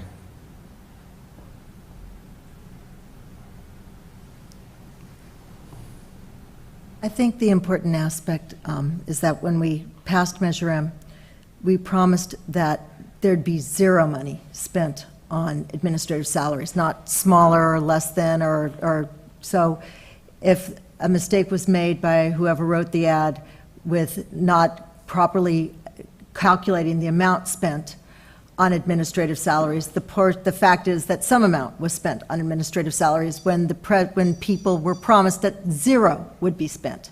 And we didn't keep faith. That's not actually what the audit findings said. And it's not in the ballot language either. You know, if you're going to come up and make the comments, please base them in facts. And generally, I'll give you a lot of credit. You are very factually based. But in this case, show me the language, show me the... I will go find the fact sheet, but I remember making phone calls to Okay, people. now, fact sheet is not ballot language. That is an election document. But anyway, please, I'd be happy to look at it, and you can send it to me personally. Okay, so the fact sheet was what was distributed to people was what we used to help pass the ballot. So maybe it wasn't in the ballot language that they voted for, that was on the, but it was what we used to help pass it, is what we used to distribute to people, and it's what we used to help pass the measure. And it's what we used to make our phone calls, and it's what we used to hang on people's doors, and it's what we used to inform the public, and we gave them a set of information. And it seems like we told them one thing, and then we're kind of doing something else. So it doesn't seem quite kosher. But in fairness, when it was brought up to our attention, obviously no one did it intentionally. It was a small amount of money. It passed the auditors 2 prior years with no comments. When they brought it up for the first time and said, hey, maybe this isn't the way you want to do it. Because the auditor only does spot checking as opposed to a thorough, complete, and total audit each and every time? An audit is an audit. There's no such thing as a spot audit. An audit is done with particular My procedures. understanding of spot audit is that they don't go through line by line by line. A spot audit is that you do just, you check here, you check there, and there is such a thing as a spot audit. As You opposed either to do an line. audit or you don't do an audit. An audit has auditing standards, and there you have to follow the same standards. There's no half an audit, part an audit, look at a tiny bit of an audit. It's either an audit or a no audit. Now, the way an audit runs is, yes, you do spot checking of different things. That's how audits are run. In any event, I mean, I just want to get it out there that when it came up, the Citizens Oversight Committee looked at it, they made a recommendation, the district changed the policy. It was a small amount of money for the one person who processes the exemptions for the parcel tax, so you can understand why And that the might... other other part of it also is, as Trent's organization has grown, a lot of, as I understand it, his personnel, a lot of his people are also being charged to it. Is that, I don't know if that's true or not true. I've been told that a lot of his organizational people, then they're calling them not district salaries, but they're calling them, they reclassified them. They gave them a different name. They called them technology support personnel or something like that. But they're district level personnel, and that they're being charged to Measure M. That's also not true. I mean, there's a very small amount of money from the district, and you 5% of 5%, correct? 5% to keep the classroom technology up. And of that 5% of the parcel tax, which is 5% of $7 million, the vast majority of that is paying for textbooks. In fact, most of the money from last year carried over this year to do the math adoption. So the money that was spent on the technology, almost all of it was spent on buying textbooks. I'm talking about the salary portion. I'm not talking about I'm talking that 5%, that's where it's coming from. The same pot of money is both things. The vast majority of that pot of money that was technology was spent on textbooks. Okay, and I'll be happy to get you the information if you'd like. That would be helpful. Okay. It would be really helpful. I think what's missing is for people to be able to have the same data that you have so we can see it clearly. And I think that's missing. Okay. For us to be able to have the same information. Thank you. Thank you. Dr. Feldman.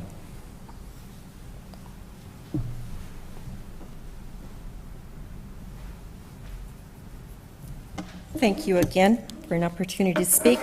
I am reading from a document that came out, I believe, on November the 1st, 2012. The board appointed a Citizens Oversight Committee to make sure the parcel tax Measure M funds are used in accordance with the intention of the voters. And it goes through classroom technology, attract and retain the most qualified, experienced teachers and school employees, and then down here it says, provide advanced educational programs that help local students get into the best colleges and prepare for successful careers. Okay, so that's the one that I am going to focus on because I don't know if you noticed it or not, but LA Unified School District just voted to let 22,000 failing students graduate. Some of them had D's, but they're getting a diploma from high school, okay? This is from yesterday.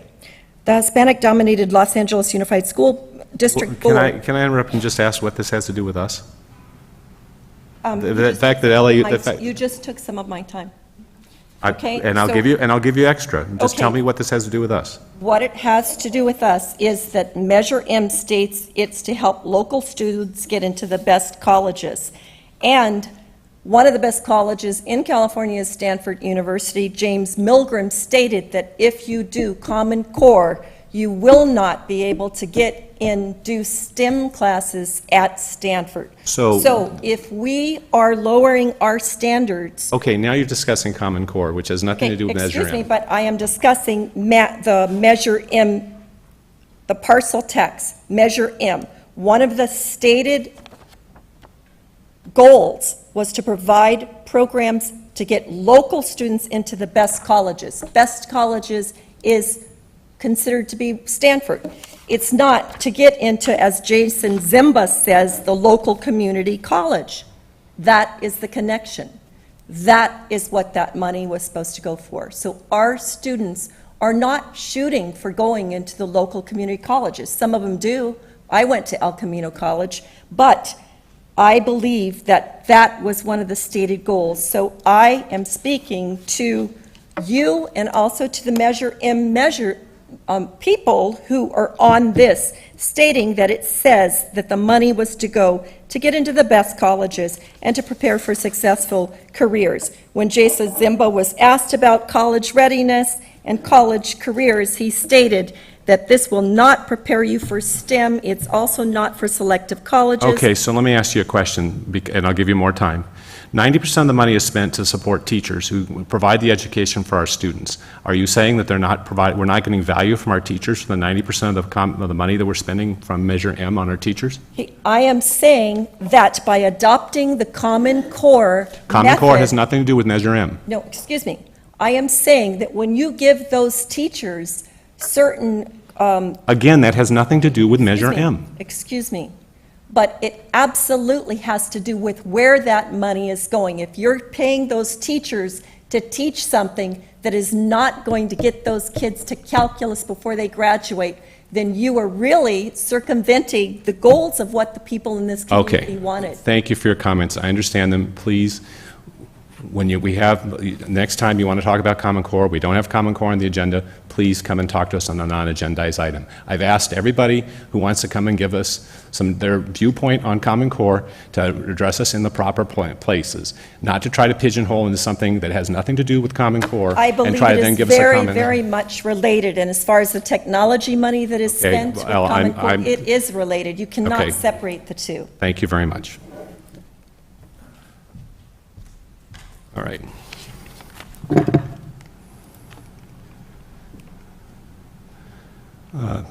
We have now discussion item M1. We're not there yet. We're at L. We're M1. Okay. Oh, the slideshow. Yeah, okay. All right. So, Don, you want to just give us a little quick update on this? It's a very standard resolution, basically just saying that we're going to have a school board election in November of 2015. Thank you. And I will not be running in 2015, so hopefully anybody that has an opinion that will run for the board, espouse it to the voters, and hopefully will get their point across that way. We have to adopt a resolution. Yeah, I move that the board adopt a resolution number 35-2014/15, ordering biennial governing board election to elect members to the governing board on November 3rd, 2015, at the Los Angeles County Office of Education be notified of its adoption. Yeah, you do. Computer's not cooperating and I can't see anything. I can second that. Discussion? Yeah, I have a discussion. When I was at this decision point 10 years ago, right about now, what was very helpful in helping me decide whether to run the first time for the board was that then Superintendent Ira Tobin held a boot camp where he kind of, it was subtitled, "So You Want to Be a Board Member?" Sure. And he brought in Pearl and he brought in Walker, who was HR, brought in people from Ed Services. Kathy Coop, I think, was someone who came in back.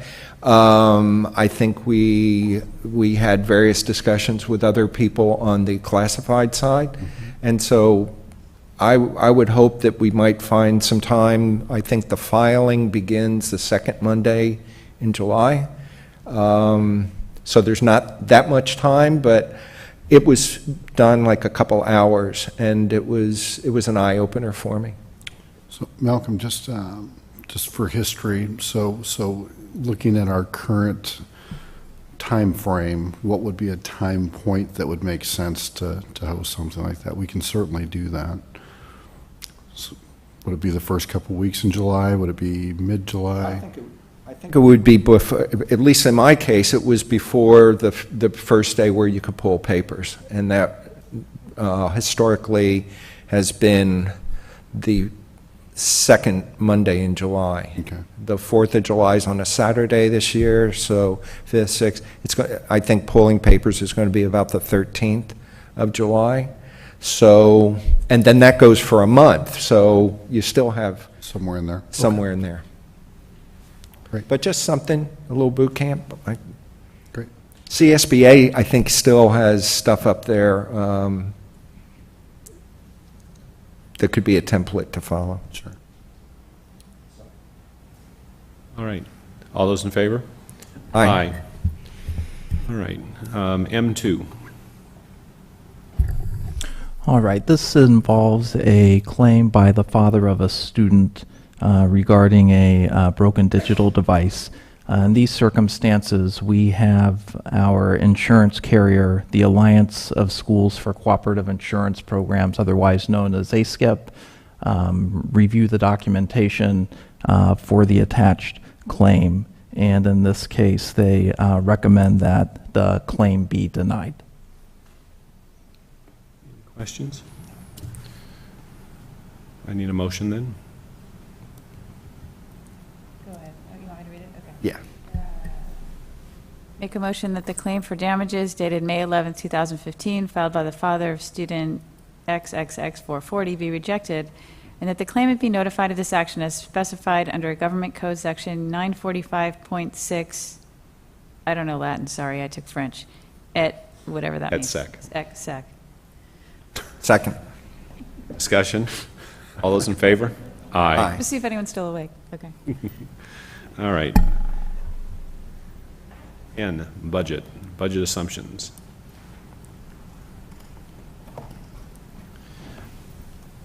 Before you start, Sandy, would you like to listen to the presentation first and then make your comments?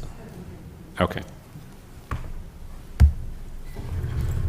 Well, the budget assumptions are separate from this presentation, actually. Although these assumptions are incorporated in the budget that we'll be discussing, we have revised the assumptions to incorporate all of the changes from the May revise, so the increased gap funding and then the change in our supplemental funding. You had previously approved the budget assumptions on May 7th, and so this is just bringing back the revisions for approval.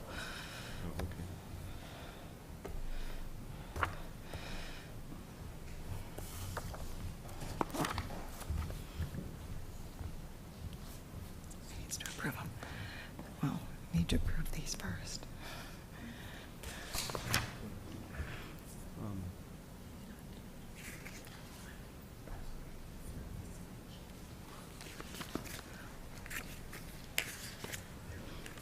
So there's just a motion to approve them as presented.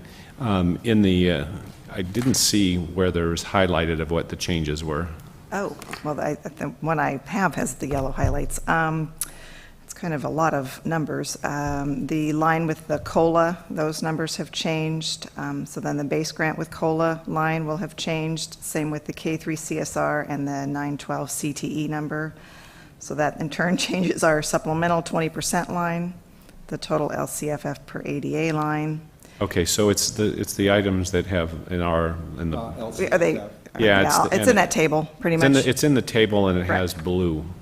Oh, is it It blue? looks. Okay. I mean, I had yellow. There's yellow in the book, but Okay, the one yeah. that's in the anything attached to the board agenda has a blue line. To Okay, it. so Okay. if it's highlighted in blue, those are the changes from the last time.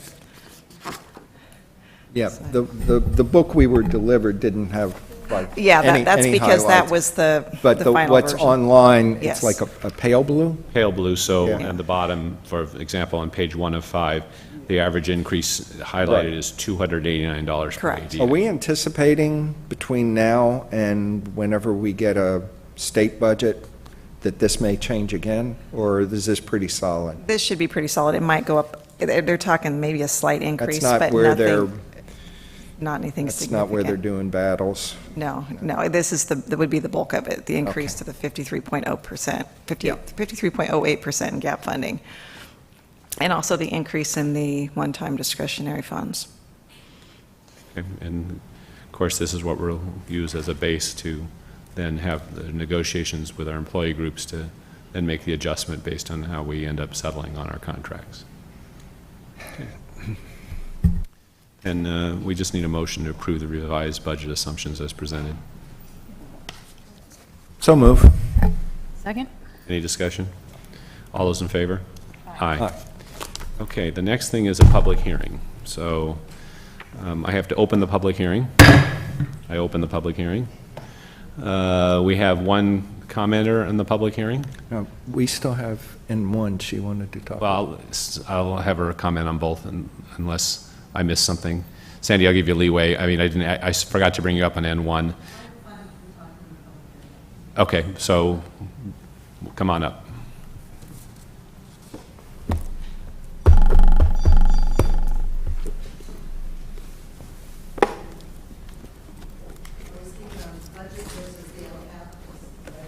Put in one card for LCAP and one card for budget. So You can certainly integrate your comments, and it's fine.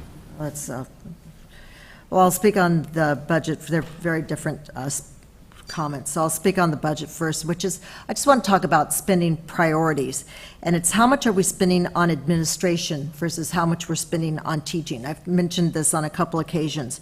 It seems like when I look at the little bit of the budget that was printed that I got in one of these handouts today, which I see about 51 million approximately on certificated salaries, which includes all of our new administrators, while we show less than 20 million on classified salaries where we have all of our teachers. So we have approximately 2.5 times as much money being spent on certificated salaries as we do on classified salaries. Now I know certificated salaries includes It's more. backwards. Okay. Oh, well, that helps. That helps.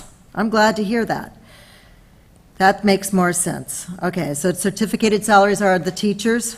Okay. And as you remember, when we did the presentation where we did the reshuffle of the administration of the district office, the reshuffle actually resulted in a small increase of less than $100,000 from last year to this year in district administration costs overall.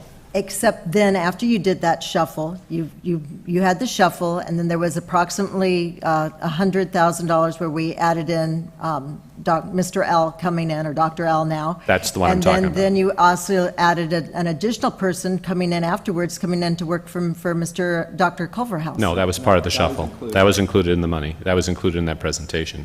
And that's why I want to just reiterate that the administrative staff shuffled around, added an employee in John's department, but otherwise that was basically the only increase in the cost of the district administration. And the district administration as a whole, I'd be happy to get you the cost of that salary cost versus the overall cost of what we spend on teachers, what we spend on classified staff. It's a very small number.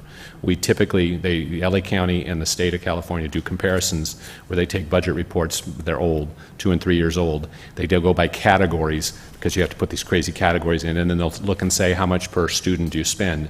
Palos Verdes Peninsula, on the way they classify it as administrative costs, we're generally in the bottom 10-15% in all of LA County consistently. And I know when I used to go up to Sacramento, that's something I could proudly boast about, is how lean and mean we were.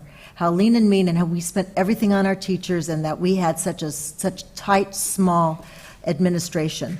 And it seems like recently, in the past 3 years, we've had a lot more administration growth. And we've had a lot more positions being added over the last 3 years. I would encourage that's probably true. We have had growth in positions, but I'd encourage you to go back 8 years before we had to cut all those positions. And if you go back 8 years before we had to do all the cutbacks because we didn't have the money, we probably had more positions. Gross dollars were less because the cost was less, but we had more positions on staff and payroll 8 years ago than we have now in the district office. I'm sure we did, but at the same time, we cut off a whole bunch of teachers, and we didn't add any of those back. Which, that was the other thing I was going to point to you on the budget.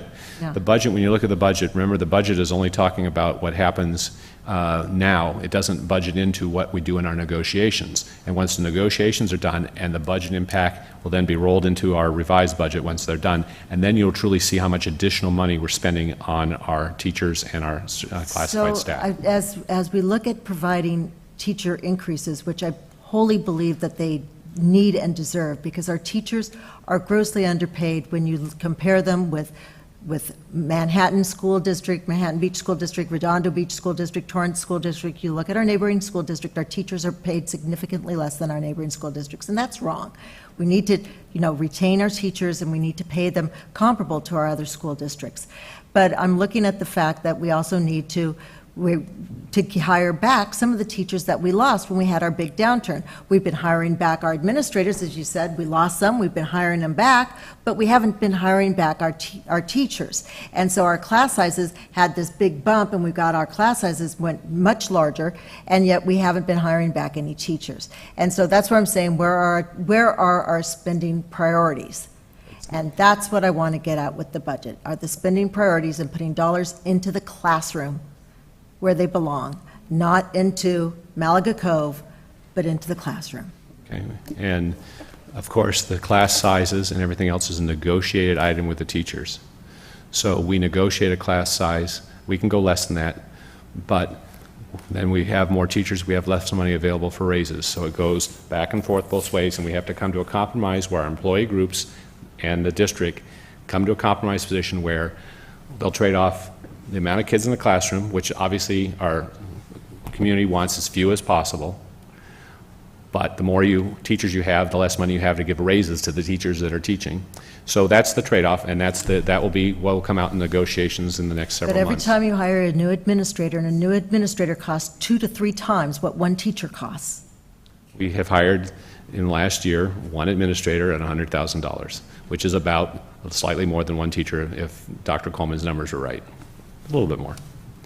But anyway, I mean, and Jana, we're on the public hearing, which does not have a 3-minute time limit anywhere in the public hearing. So that's why I'm going back and forth on this, because we're in the public hearing. All right, so got your comments there. Yes. Do you want to make comments now on the LCAP? I can, so you don't have to bring me up a second time. My comments on the LCAP have to do with the fact that it's the comments on the LCAP, and I went and I read the what's in the toolkit for the LCAP on the state websites, and they talk about coordination, and it's the first thing that comes up, the very first part, and they talk about how important it is that community groups are coordinated with, and they define coordination as a true exchange where the coordinated groups have a real input, and that absolutely did not happen. Absolutely, fundamentally did not happen in this version of this LCAP. There were community groups that were met with, but that doesn't mean that they had inputs that actually ended up in this document. For example, it says that the one that I can speak to very explicitly, it says that the PTA group, the PVP council was coordinated with. Well, in fact, they came to one PVP council meeting, executive board council meeting, where we were given a 15-20 minute presentation and said, please sign this, please sign, so I have that you were all coordinated with. There was no opportunity to provide comments, feedback. If you have any questions on the process, go ahead, but this is how the process works. But there were no opportunities for feedback and communication. Our inputs into the procedure, or into it, there were no feedback from the PTA into that document. So if that was just one example. Now, I know I was also reached out to by members of the GATE group that said the same thing, that said they had meetings and that absolutely not one comment, not one input that they made ended up in the document. and that they were so frustrated because their inputs, what they wanted, how they wanted the money to be spent, what they wanted, basically the administration said, thank you very much for your inputs, ripped them up. So when it comes down to the document being something that, this is the words from the toolkit, a document that the parents will like to read, that will have in it what the parents want to see, it's not there because they were not really communicated with. They will not really have their inputs expressed in this document. This is a document by and of the administration, not by and of the community. Okay? So it's just a push-up. Thanks. All right. I believe that's the only comments we have during the public hearing. We are required to approve the spending plan during the public meeting as part of the Proposition 30 requirements. I believe we need to do that during the public hearing. At least I'm reading the background information and current considerations. Am I missing something? I don't think that has to be part of the public Okay, so we just have to approve the resolution then. Although we had a presentation we were going to do on the LCAP and the budget as part of the public hearing. I skipped over your presentation. All right. And it's really good. And it's really good, but we can't see it on the board because the projector is not working. Right, so the screen is not working, but there's copies of the presentation in the back, and if there aren't enough, we can put a request through Jana to have a copy. And also there are copies of the LCAP in the back, and then there's also an opportunity to submit questions regarding the LCAP that we will be responding to the community versus email.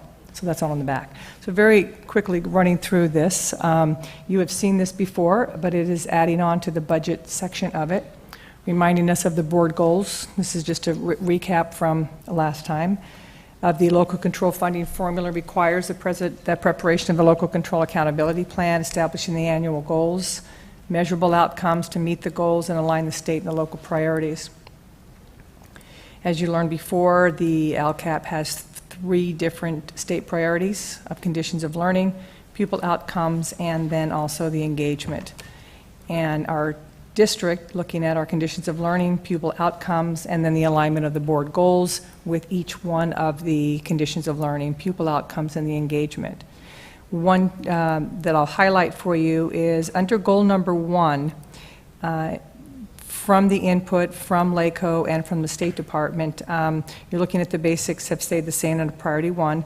The asterisk indicates the state matrices that will they ask us to measure, and then the non-asterisks are the locals that we are bringing forward for class size, technology, teacher support. Implementation of the state standards are also state mandated that we have to measure.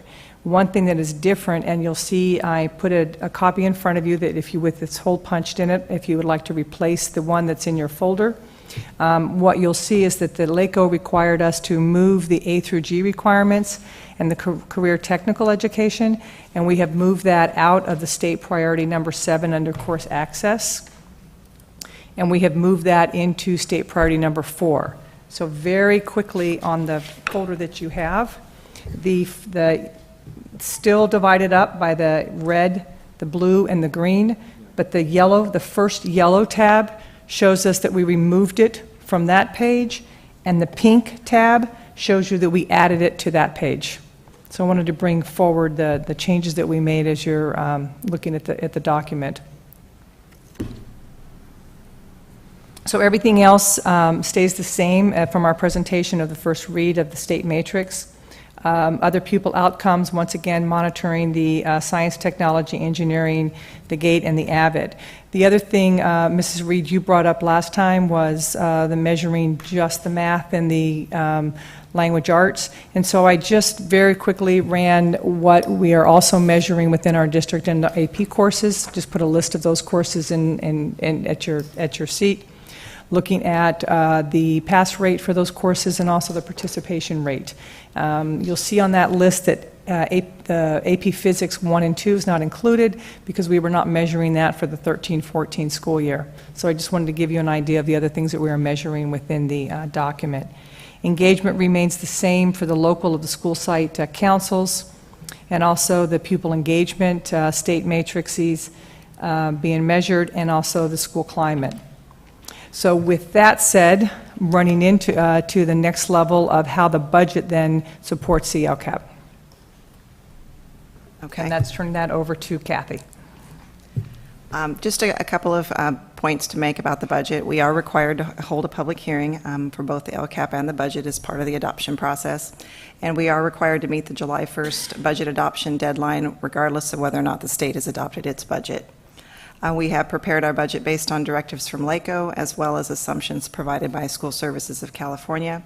One new thing we need to do this year as part of our public hearing is discuss the district's reserve levels, which I will do at a later slide. And we've also prepared multi-year projections. A couple of things I'd like to point out about the 15-16 budget, as we've increased site discretionary funding, as well as funding for athletics and extracurricular activities.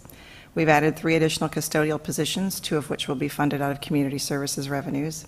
We've added a grounds position and additional PE aides.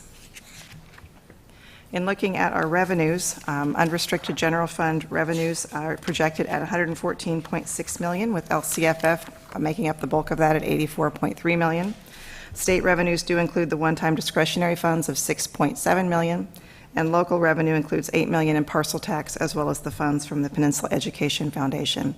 We've also budgeted interfund transfers and from the other enterprise fund, which is Kids Corner and Mila and Vila, and also from the Special Reserve for Retirement Benefits, which is Fund 20. Unrestricted and restricted general fund expenditures are projected at $105.5 million, with salaries and benefits making up the largest component of that at $86.7 million. Books, supplies, and services have been increased to reflect current projections, including CPI, but they do not include any expenditures related to gifting, since those funds are not budgeted until received. Other outgo includes the $1 million transfer to deferred maintenance, the transfer to the SoCal Rock program, as well as the estimated amount for this county special education excess costs. Due mainly to the increase in revenues as a result of increased LCFF funding, as well as the receipt of the one-time discretionary funds, the ending fund balance in the district's general fund is projected to increase by $9 million in 2015-16. And that $9 million increase will bring our projected ending fund balance in the general fund to a total of $14.6 million at the end of 2015-16. Now, as I mentioned earlier, a new requirement in Ed Code is that districts disclose their reserve levels as part of their public hearing, and that means we must determine the total amount of our assigned and unassigned fund balances for the budget year and the 2 subsequent years, and then compare those amounts to the minimum required reserve level, which is 3% for PVPUSD. There's obviously quite a bit of information on this slide, but if we just look at 2015-16 for an example, you can see our minimum required reserve, again, is 3%, which is $3.16 million. However, the second line up from the bottom shows that our total ending fund balance is $15.7 million. And it is important to note that that is different than the $14.6 million you saw on the previous slide, because for purposes of this calculation, we have to include the balance in Fund 17, which is the district's special reserve fund. So that $15.7 million is made up of our non-spendable items of $89,000, the remainder of our one-time discretionary funds of $6.5 million, the budget contingency, which again includes Fund 17, which is $5.9 million, plus our minimum required reserve of $3.16 million for the total of $15.7, and that is $12.6 million over the minimum that's required. I've done the same calculations for 16-17 and 17-18, but as you can see, in every year we more than meet our minimum reserve. So we also need to go over some of the reasons the district is maintaining higher than the minimum reserve requirements. I won't read all of these to you, but a few that are important to note is that we haven't settled our salary and benefit negotiations for 2015-16. And also it's important to point out that our average monthly payroll exceeds the 3% minimum requirement, and as a matter of fact, it's actually about double that amount every month. So the 3% minimum would not be sufficient to even make 1 month's payroll. And additionally, LACO strongly recommends that districts set aside any projected increase in LCFF revenues that come from as a result of gap funding in 2016-17 and any subsequent years, that they be assigned, reserved, or otherwise set aside, because those funds can't be counted on until the state actually adopts its budget for those years. And then, of course, it's also helpful to have additional funds in reserve in case, we all know how flexible and volatile the state revenues are and declining enrollment, and also it helps protect against unexpected expenditures without impacting programs. Then some of the assumptions we used in preparing our multi-year projections, we did use the LICO revenue calculations for 16-17 and 17-18. Those both include COLA increases in each year and also reflect the increased gap funding percentages that were proposed in the May revise. We've increased expenditures in each year by CPI, and we've also increased salary expenses by step and column, but does not include any additional salary increases above and beyond that. And we've also incorporated the CalSTRS and CalPERS rate increases, which you can see there on the screen. And with that, that's it. So if you have any questions. Just a comment. We have one of our members of the audience who's been sitting here religiously for the last 7 or 8 years listening to these budget reports, has a smile on her face because we actually have some money to negotiate with for a change. So that's actually a good thing because we want to be competitive and we want to have the right group of people here. There'll be some challenges, but they're all good challenges. Any questions? Any questions? Thank you. Kathy, that's the end of the presentation, so we have to go to the resolution, I believe, which is the allocation of the EPA funds. We basically every year need to determine how we're going to be spending our EPA funds, which are the funds we received from Prop 30, which was the sales tax and state income tax increase from a couple of years ago. There are specific requirements for what we can spend the monies on, and the past couple of years the board has elected to spend those dollars on teachers' salaries. So that's the purpose of this resolution if you choose to do the same for 15-16. Okay. We don't actually fill out cards for the public hearing, do we? I mean, you have a card filled out, but there was a different mechanism for the public hearing. The reason I asked is Dr. Feldman would like to make a comment, I believe. I actually turned the card in for N2. When did you wish for me to see that? Oh, then I apologize. I don't, it somehow got in the stack somewhere. Please come on up. N2 is the public hearing before we go to N3, so yeah, Yes, that's good. Thank you again for opportunity to speak. What I am focusing on is 2015-2016 PVP Unified School Board goals, and I'm looking at 6, enhanced communication and collaboration between and among district staff, students, parents, Board of Education, and community. I just wanted to make an observation and a comment having to do with the communication that I have felt is lacking at the PTA level at my school right now, at PV High School. If you dare to bring up something that is unpopular or something, then I feel that there is a, I don't want to say shaming, but a marginalization, and from someone at the administrative level, whether that's at the very top or something else. And I think that the PTA is supposed to be parents, teachers, coming together with administration to do the best possible that they can. So I want to make a comment specifically about the times that I have been at PTA meetings and felt like, as a parent, my comments didn't count or weren't worth something. And I'm here to say that I have a student in this district, I'm a taxpayer, I have donated thousands of hours over the last 20 years to the district to make things better in many, many ways, and I have benefited greatly from my 2 older children with this district. And I think that the communication and collaboration, specifically at the PTA level, needs to be addressed, because right now, at least at PV High School, I can tell you and give you examples. I don't want to bring up your ire,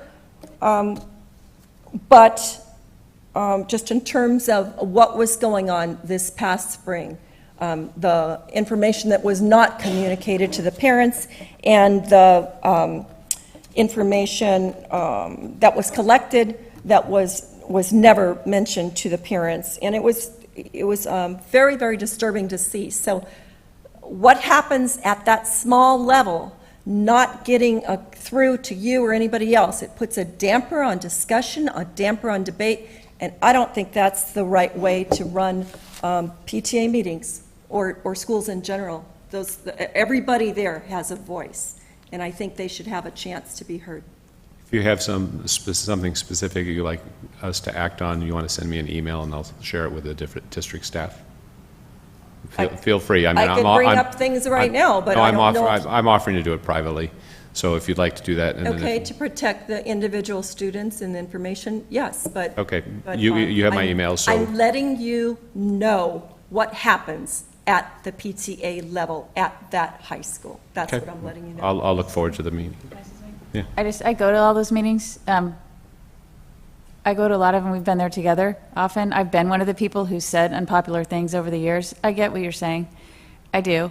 I'm not sure that it's intentional, but I think a conversation with parent leadership or school leadership can go a long way to helping that.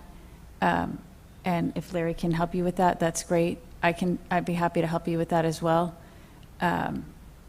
Because I've been there, and it's,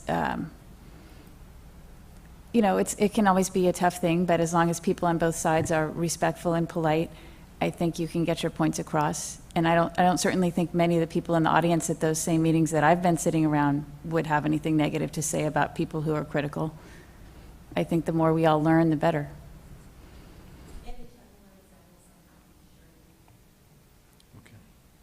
You can send them to me and I'll share them. Okay, we have a resolution. It actually should be Resolution 36.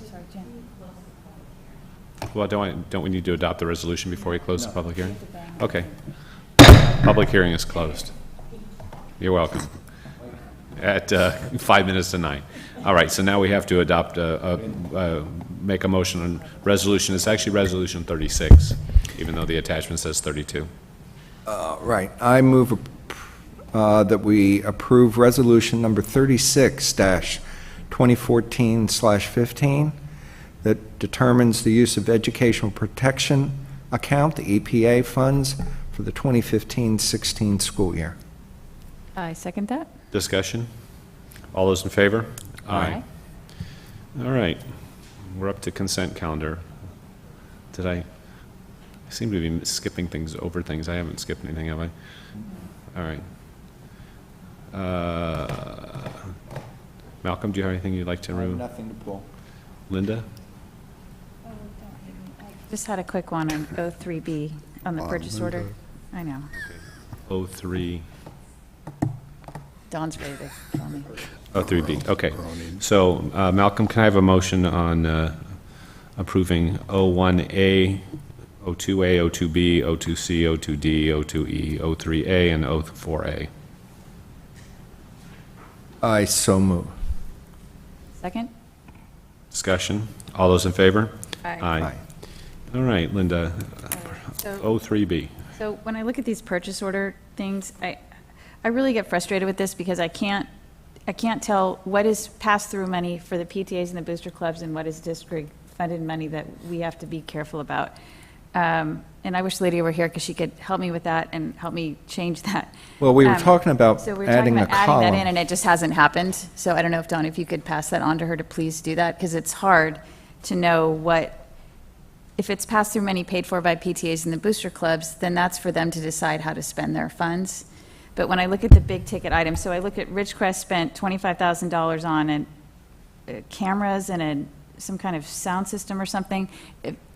That's not something I knew about. That's okay. But if it's PTA funds or booster funds, then that's fine. So that's where it's hard to know. Like the roofing consultant, that we know that that's ours. But some of it's just hard to tell when we're looking at it, and we're supposed to be an extra set of eyes to look through everything. So that's what makes it hard. So if you could just maybe answer that one specific question, have her just let me know about the Ridgecrest thing, and ask her to just, even if it's just an X, it's PTA booster or it's district funds, especially for the big ticket things. Kathy, you want to? Because I Can you think help it with might that? be a challenge or two with that. And I don't want to put you on the spot by asking you about a particular item, because I know that's hard to, you can't That memorize. particular one, I do know it. Oh, It's, okay. it's site funds. It's It is, okay. PTA, I believe Okay, it is. okay. So, but yeah, that one specifically, I can't speak to everything on the purchase order Okay. register, but that one is definitely. Okay, all right, thank you. But your code. I understand your the question. The challenge is you're coding in the expense account. Yeah. And you don't, when you're coding the expense, you're not necessarily, or you're never coding in the revenue account that goes with an expense. Right. So you'd have to know the, you'd have to. So you budget into the expense area, but you don't budget, I mean, you know. So do we just ask then every time we have a question on something? or- Well, I mean, if it's a pass-through fund from a site, would that have a different budget fund? It would have a different location. We use location coding specifically for PTA, booster, that type of thing. So if you could give some, we have MCAT, MM, PVS, obviously those are Just the sites. I mean, that information could be put on, there's going to be a little bit of coordination between purchasing, because don't know every account number, and fiscal services or business services. So it can be provided. I don't know if you just want us to call out things that are specific, like specifically PTA or booster, or if you want it for everything. How about come back, have Lydia look at it and come back maybe with a threshold. Yeah. That a threshold number of X, they'll get some additional information so we can look at those kinds of items. And then obviously, if there's something smaller next, we can always ask in advance of the meeting.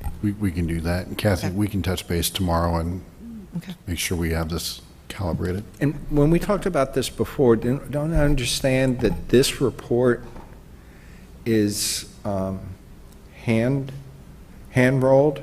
This is handcrafted. This is a handcrafted report? Yes, I believe purchasing puts the information together manually.